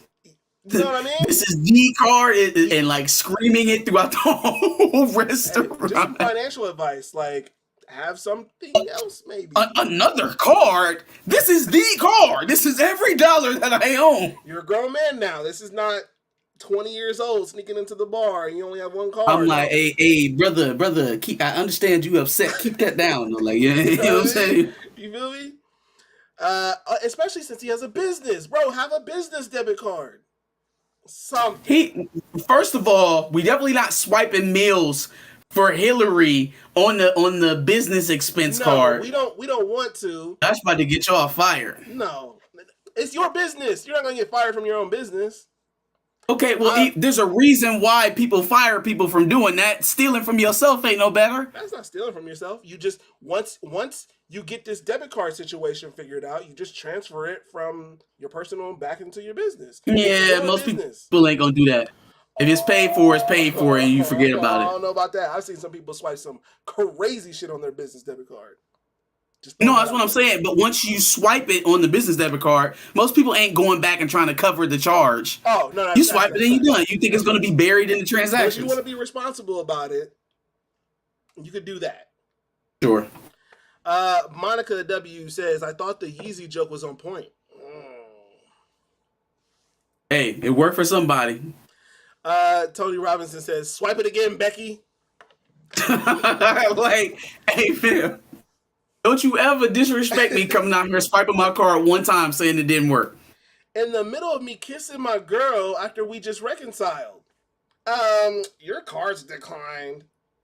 Run it again now. Now. Look. We might go back in the little area between the bathrooms and the wash and in the kitchen and scrap if you Why don't is it swipe always my shit there? again, bro. Why is that Bro, always bro, where the swipe my. terminal is? I don't know. It's always there. It is. But we gonna go back there and scrap right in front of them double doors that slap open if you don't swipe my shit again, bro. There is literally, you go back there, right, and you can turn left to the restrooms or you can turn right to the swinging doors. Into the swinging doors. Like Yep. that. Will drops Jackie's drunk ass off, and Doc doesn't even seem fazed by it. Doc tells Will to hang on for a second. He comes out and says that he appreciated that he looked out for her. He states that she has her demons and then gives this sob story about how he raised her. This would be a decent scene if I liked Doc or gave a shit about Jackie, but I don't. No, it didn't hit for me emotionally because he said all that shit. Oh, I basically raised her and I'm trying to make sure she don't have to pay for her mama's mistakes. But you're using her as coochie bait for your basketball players, which is trash. Yep. Which is trash. I'm not on it. I'm not with it. So the hell with all of that. Oh yeah, I did the right thing and I raised my niece. Yeah. Nah, I didn't feel for that scene at all. Will then offers up the information about what got him to Bel Air from Philly because he trusts Doc. Bingo. She said now. Oh, you thought Jackie had demons? Oh, she ain't got no more demons. Now I'm gonna hook her up because she got it. I'm good. I'm in there now. I got the info. I got it. Okay, Will. Monica W says, "Do you think the breakup was warranted?" We will get to that in a second. Phil gets a car for Frederick and then attempts to get him to stay. Apparently, Jeffrey's got so much clout in England that he stopped gangs from accepting his son while in America. Hey, yo. They might just have to give us like a Jeffrey prequel spinoff to show us how Jeffrey was moving in England back then that made him have to run away, but still have enough clout to make sure the gangs don't recruit his son who was mixed up in the system. He had no idea where this boy was going to land. Yo, that shit was crazy. Jeffrey, Gangs of London. Jeffrey is MI6, bro. I know. On top of keeping bro's family fed when they lost their jobs for a whole year. Bro, first of all, what is Phil, what kind of salary? Thank you. What kind of salary are you paying this man? They got some kind of international syndicate going on with the Banks. Hey, he hooking Jeffrey. I would never leave the Bankses. I would never leave. I get to stay in this beautiful ass compound. I'm a glorified babysitter. Talking about run the house. Bitch, it's teenagers that live here. Y'all supposed to be running the house. Like, this is cake. This is cake. Let's get to walk around in the sun all day, announce when people come in the house. This is easy. And look what kind of qualifications he needed. He was gang affiliated. No degrees, no work experience. I could go work for the Bankses. Oh, man. That's a fact. Yeah. Sheesh. Apparently, I will be a better candidate.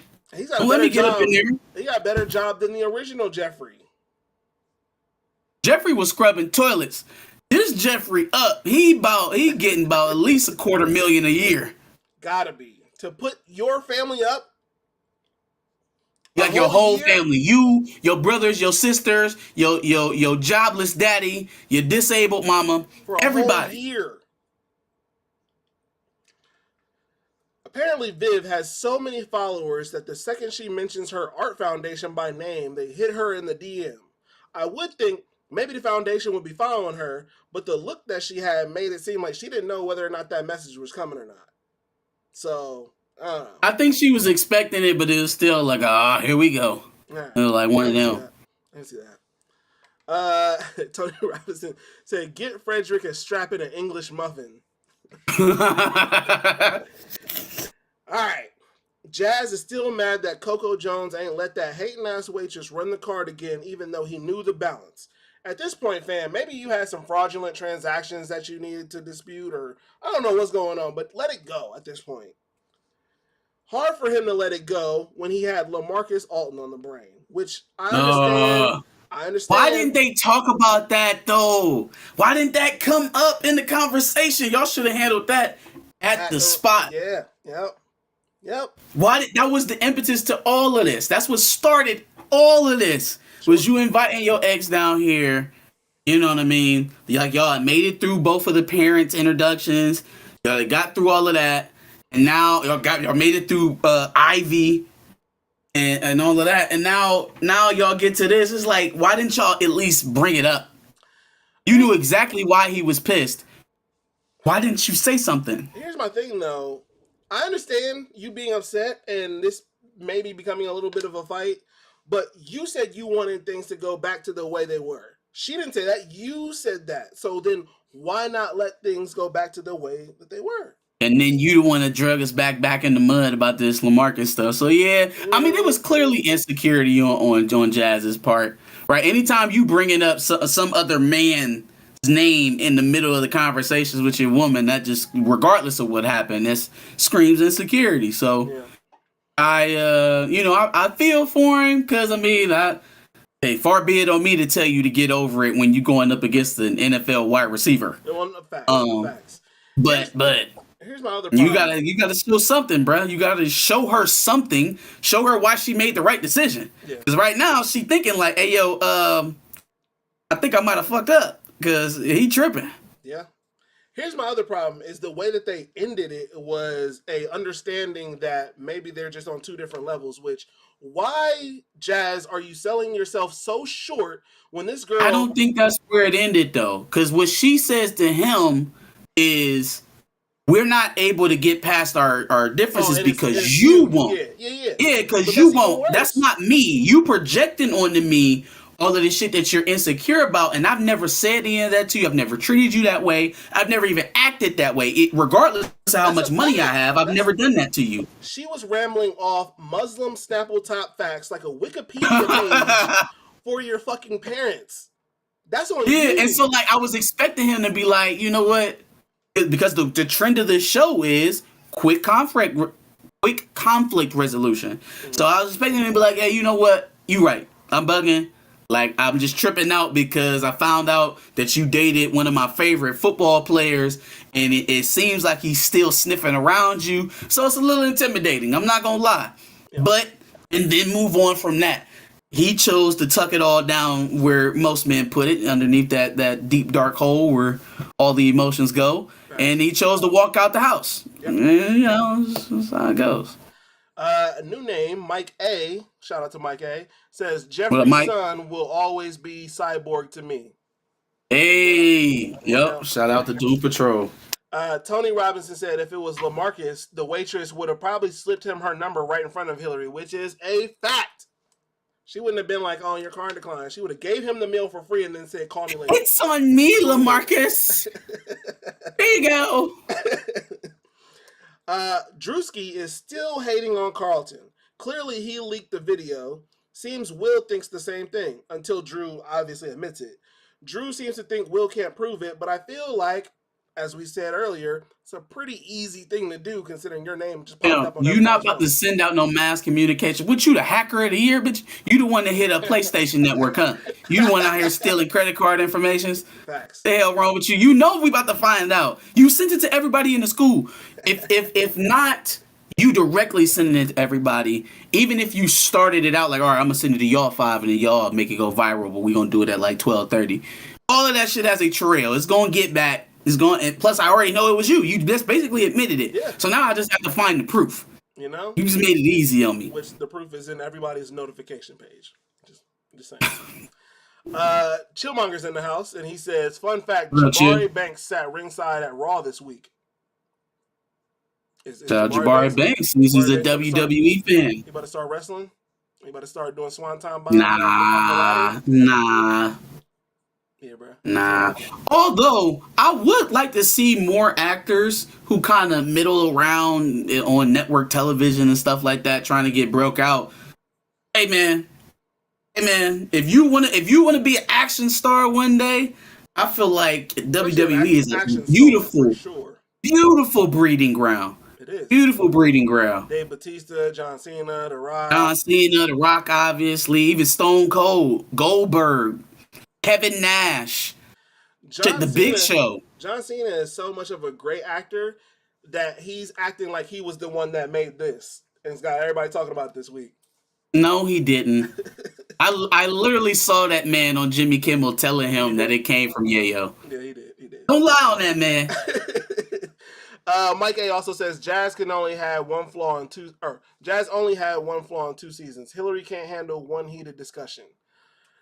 I mean, to be fair, she had a lot going on. I kind of felt where she was coming from. I'm like, hey yo, if you that down in the dumps about yourself, fam, like you're not gonna be able to handle this because I'm not slowing down for you. I'm not going to slow my jets and shrink my cloud for you because you can't accept how big it is. Come along with me, attach yourself to me, be part of it. That's what it's supposed to be. Yeah. But you know, some women and men are intimidated by having, you know, a partner that different levels outranks them or is yeah. Yeah, plus she's got a lot going on with her Simply Spike deal. Yeah, Simply Spike. Simply Spike.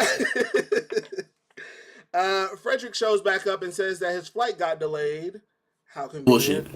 And now it seems he can spend a bit more time with G.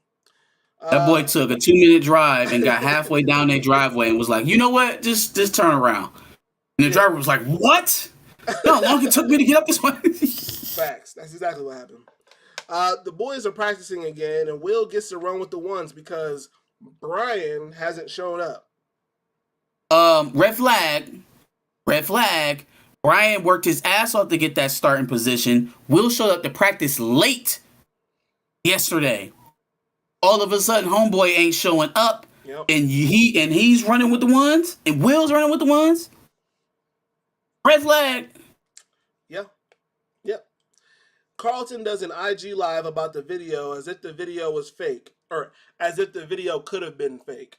No, fam, AI isn't that good yet to fake videos of white high schoolers saying nigga and you allowing it. Hey, yo, yeah, I thought the whole, like, this is not a deep fake video. This is actually like, me. I can confirm it. Yeah, we know. I can confirm that is an authentic video of myself. Okay, Carlton. But even more great than that, Carlton Odom is back. Carlton Odom. He's back. Hitting the nose candy, hitting the slopes. He's back. Damn. He's back. Well, I mean, obviously we knew it was headed that way. I just thought, you know, it'd be something a little bit more serious. Plus, I thought the way he handled it was showing that he was handling the anxiety, kind of. Yeah. But then, you know, I guess that's where we gotta go. Like back to Coke Lane with Carlton. Doing Coke lines after her IG live. What are you doing? Why are you doing? But you know what's crazy though is that I don't think they know that Carlton abuses drugs. No, they don't. I don't think they know about the anxiety, but they don't know that he's a druggie. Yeah, no facts. So that they're going to find out, but they're going to find out in an explosive manner, and it's going to be one hell of a show when it happens. Episode 10? Maybe, probably. They need something considering. They'll probably continue to build. Will might win the Founders Award. That'll set him off. He'll go on a bender. Yeah, Carl. I mean, Will might win it, but that's fucking stupid, and I hope it doesn't happen. But like, there isn't other people in this as finalists. It just has it's like there's a list of potential valedictorians at that school, but the only viable candidates are Carlton, Will, and Riff Raff. A drug dealer, a drug abuser, and a kid who literally just got suspended. Mm-hmm. Good going, Bel Air Academy. Kid Rock, Will Smith, and Martin Lawrence. Yep. Any other thoughts on Bel Air Season 2, Episode 7? I thought it was an okay episode. The pace is slowed down just a bit, but I do see where some of these plot threads are ultimately going to push us, you know, towards the finale. You know, I can see some interesting cliffhangers hanging here. with the love triangle between Hillary, LaMarcus, and Jazz. I could see, Phil and Erica being a bit of a well, especially from what we've seen in this episode where Viv is thinking about calling her straight up. That's definitely going to be a thread that carries on, and then plus Vivian's, her plot thread going on with her work is going to play a big role. She may fuck around and get fired and have to be independent, so that'll be a whole thing for her. I think Ashley is going. Yeah, I was gonna say Ashley's probably gonna get told to go to bed, and she will never come down from her nap. Because they are totally uninterested in doing anything with that character. Yeah. Not even weaving her into what's already there with these characters. Like, she can't be talking to Hillary about what's going on with Jazz. She can't be talking to Will about her, his competition with Carlton. She can't be the only one that notices something's off with Carlton. No. Right? Like, she can't do shit but be like, BLM! Is there something LGBTQ? Is there a touching moment with something tying to Black history? Maya Angelou. Yeah, there you go. I know why the cage bird sings. If there's not a touching moment with something relating to Black history, it's not her. She's not doing it. It's not happening for her. They're like, oh, Ashley, what you do at school today? Oh, I just went to an Antifa rally. I was down there. I was crushing Proud Boys skulls. That's what I was doing. They got rid of OG Ashley and said, that's enough storylines for Ashley. That's enough. That's enough. Chillmonger says Carlton is such a disappointment, which, I mean, I guess if he's doing coke again. Give him a chance, y'all. Maybe he'll quit cold turkey tomorrow. Tony Robinson says he could see Carlton spending the summer in rehab, which I would agree with. Oh, yeah. But the split in seasons last time was like 2 weeks. So is he going to spend 2 weeks in Club Med? Well, you would have to think we're not going to watch all 4 years of their high school career on this show. So I do think at some point we're going to be in for a time jump. Yeah. Maybe it's going into season 3. I can see that. Like maybe getting them to right before they graduate.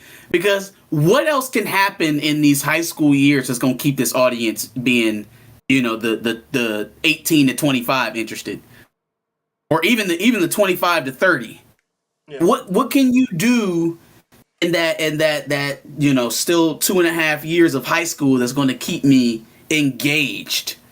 I think after we kind of go through all of this, we may get at least a summer break, winter break, something like that. Yeah. Some kind of time jump that gets us further ahead and closer to graduation and them being adults that have real issues to write about instead of high school drama, because I can't imagine this is something that's very riveting to write. First season was all about family drama, and so I can imagine that's something that a lot of people can still connect to conceptually. Writing about he say, she say, high school clique shit is probably not the easiest thing to snap back into as an adult. Sure. Well, I mean, the real Fresh Prince, by the time that was over, they were all adults as well, except Nikki. Yeah, right. So I feel like we kind of gotta get there eventually. Yeah. So yeah, I would expect to see some sort of time jump, at least like 6 months, 5-6 months, something like that, half a year. Put some distance in between whatever the background. I live by the airport. Yeah, I'm pretty close to the airport. That is an airplane. I don't hear it now. I don't think. All right, we're good. I had to point it out, obviously. Yep. Live next to the airport, people. All right. That's it on Bel Air. Let's see. We got to talk about at least one topic, like we talked about Jonathan Majors. Do we want to talk about Angel Reese or? Oh. I know you're chomping at the bit to talk about the YouTuber who got shot.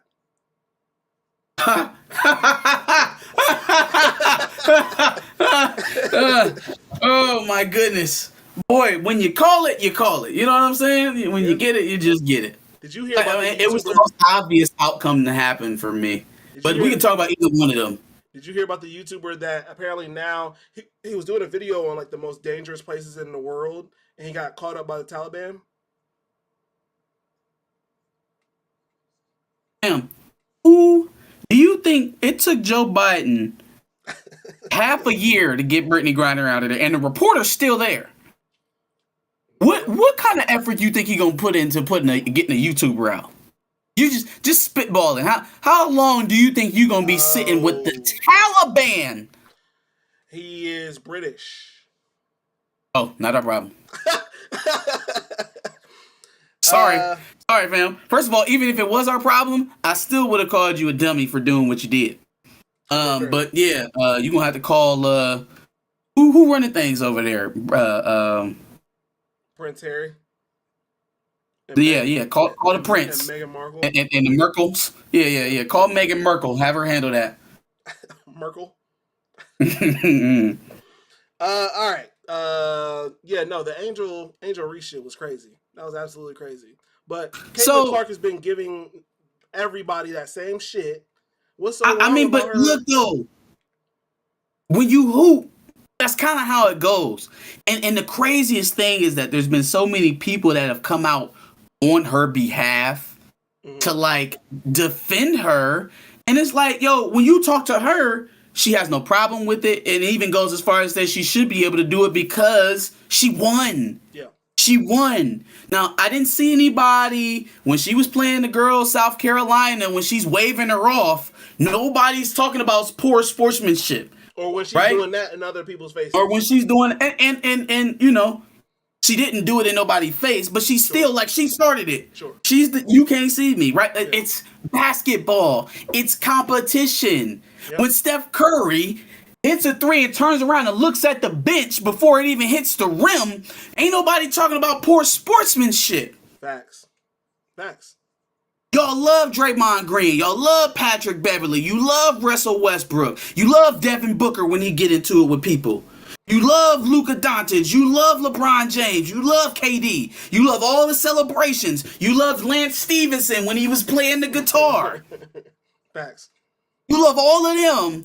But Angel Reese come out here and put her lady balls on Caitlin Clark's head for a couple tip dunks or tip layups. And now all of a sudden we feel so bad. Tip layups is nuts. We feel bad for Caitlin Clark. No, she's a competitor. Yeah. She's a big girl. She can take a loss just like everybody else. Yep. She's been taking dubs this whole tournament. Yep. She's been taking dubs. She can take a loss. Absolutely. The same way she's been giving it out. Absolutely. She's been demoralizing her opponents, as she should, because she's a dominant competitor. The weakest shit about all of this for me, besides the First Lady, is that shit was so trash. But go ahead. Yeah, I'll toss it to you on that one. But this was a good moment for women's basketball, like a really good moment. Like I was watching this game as it was happening, which is, you know, it's here and there when I'm watching women's basketball. Yeah. But I definitely tuned in to watch this game, watch the whole thing start to finish. And it was like a hype moment. Like, damn, man, is this like a female bird in Magic? I've heard that said over and over again. Yep. That's the angle you want to push. Not, the poor white girls got beat by the big, mean, athletic black girls. So, you know, let's feel sorry for them and call her a classless piece of shit. Call her a fucking idiot. Yo, at least Overman came off of it.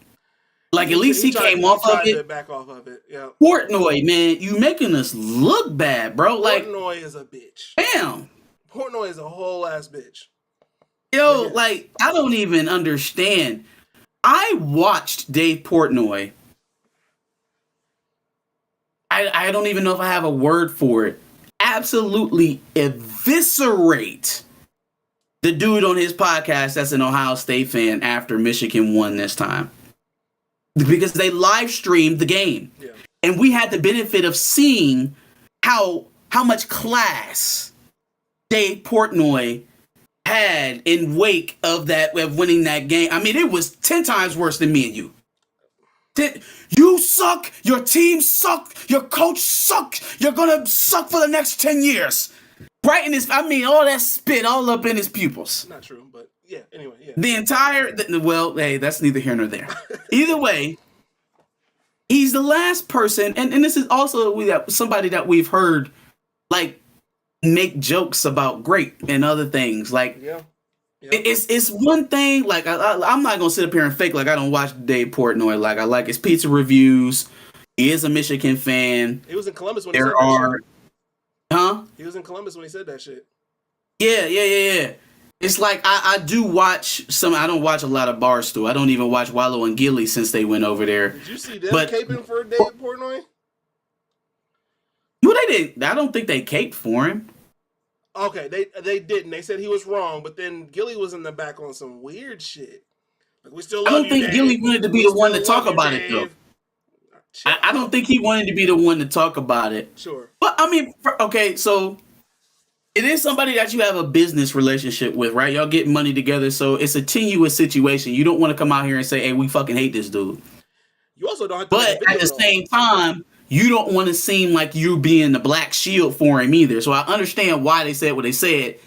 You should probably start with getting her name right, though. I'm not gonna lie. You should probably start with calling her Angel Reese instead of Angela Reese. Angela, that's what he's. Yeah. You know what I mean? If you're trying to make people think that you being fair and them take you serious, maybe know what the girl's name is. Yeah, for sure, absolutely. Yeah, no, and Jill Biden is absolutely tripping. You're going to invite both teams out to the White House. Since when? When has that ever been a thing for a championship for both teams to show up at the White House?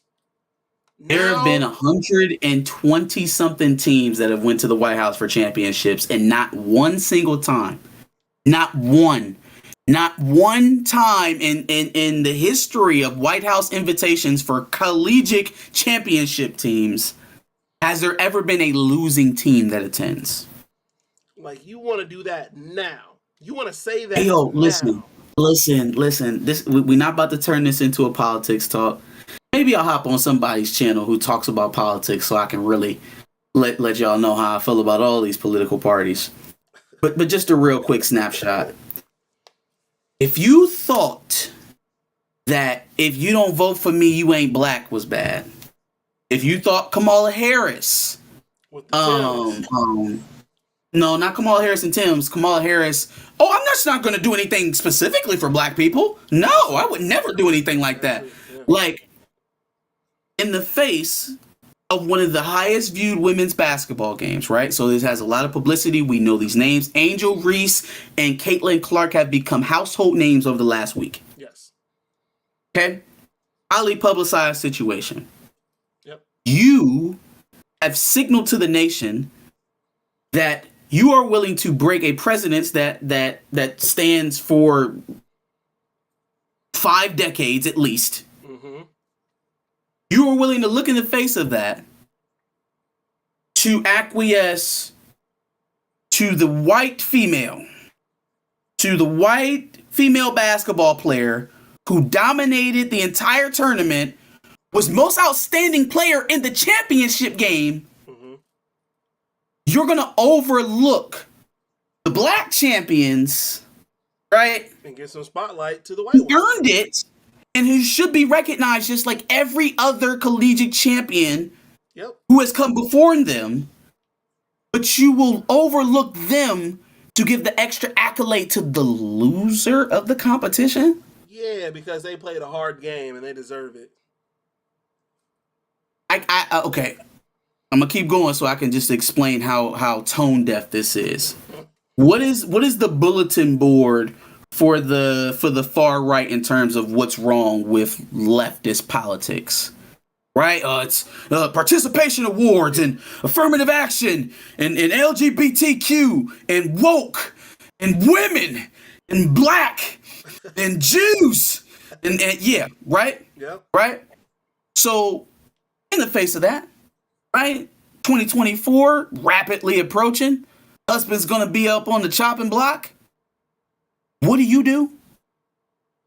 You're gonna lean into white privilege, into participation awards, into racial bias. You just gonna lean head first into all of it and break a precedence to do it. There is no history that supports you doing this at all. And you gonna look in the face of it and make a big splash to prop up the white runner-up over the black champion? Mm-hmm. You don't want to be in the White House, Jill. Just say you don't want to be there. Tell Joe not to run. It's easier. You don't got to destroy your own reputation doing it. It's easier to say you don't want to be in the White House no more. Absolutely. That shit was nuts.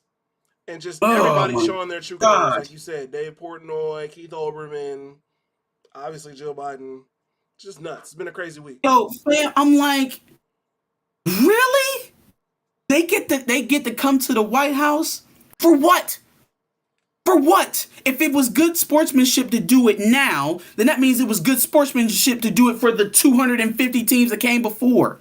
And then does that mean, are you creating a new president? So now all college football runner-ups, all college basketball runner-ups, all college baseball, and all college hockey. NBA, NFL. You gonna let the Frozen Four participants show up to the White House too? MLB.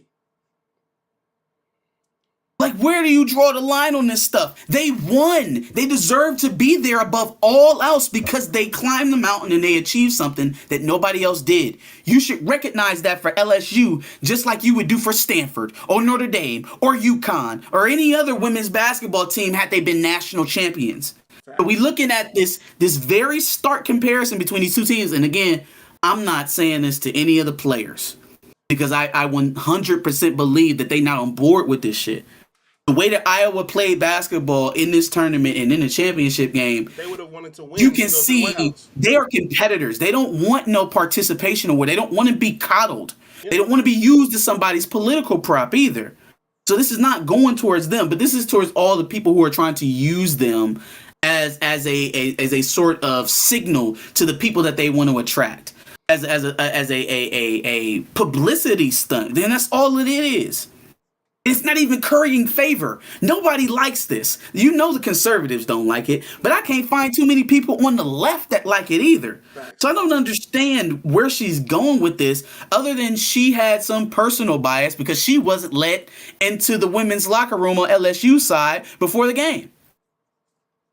Because she went to go visit both teams, and LSU decided not to let her in because her husband didn't even have him in the bracket. He didn't even have him making the tournament. That's on them. That's on them. Can we admit that this whole white people saying such and such athlete is classless or has no class is diet nigga? Yes. Oh, absolutely. That's 100%. He couldn't say nigger, so he said she's a classless POS. No class. All that shit. Why did I say nigger and then black out shit?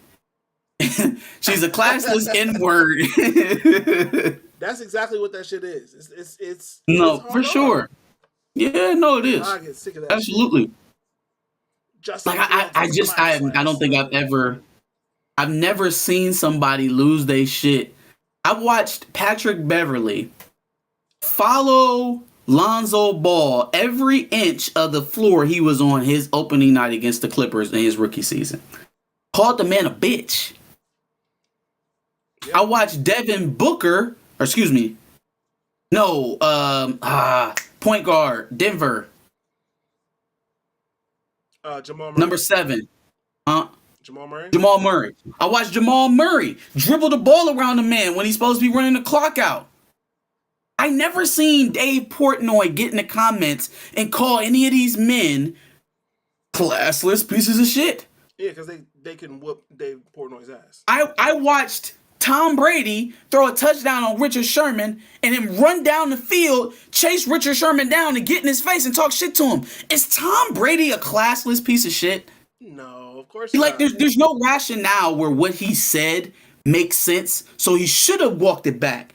But he went deeper. Oh, no, what Caitlyn did and what Angel did are completely different. It was into the game. She followed her around the court. Okay, I can show you endless clips of male athletes doing the exact same thing, up 20, up 10, up 5, up 30, following people around their respective field, court, what have you, talking shit, and I haven't yet to see a single tweet of you calling out any of those people. I haven't seen the internet do its thing and say, oh, look, Dave Portnoy is actually pretty consistent on this issue. He calls out a lot of athletes who do classless stuff. He himself is classless.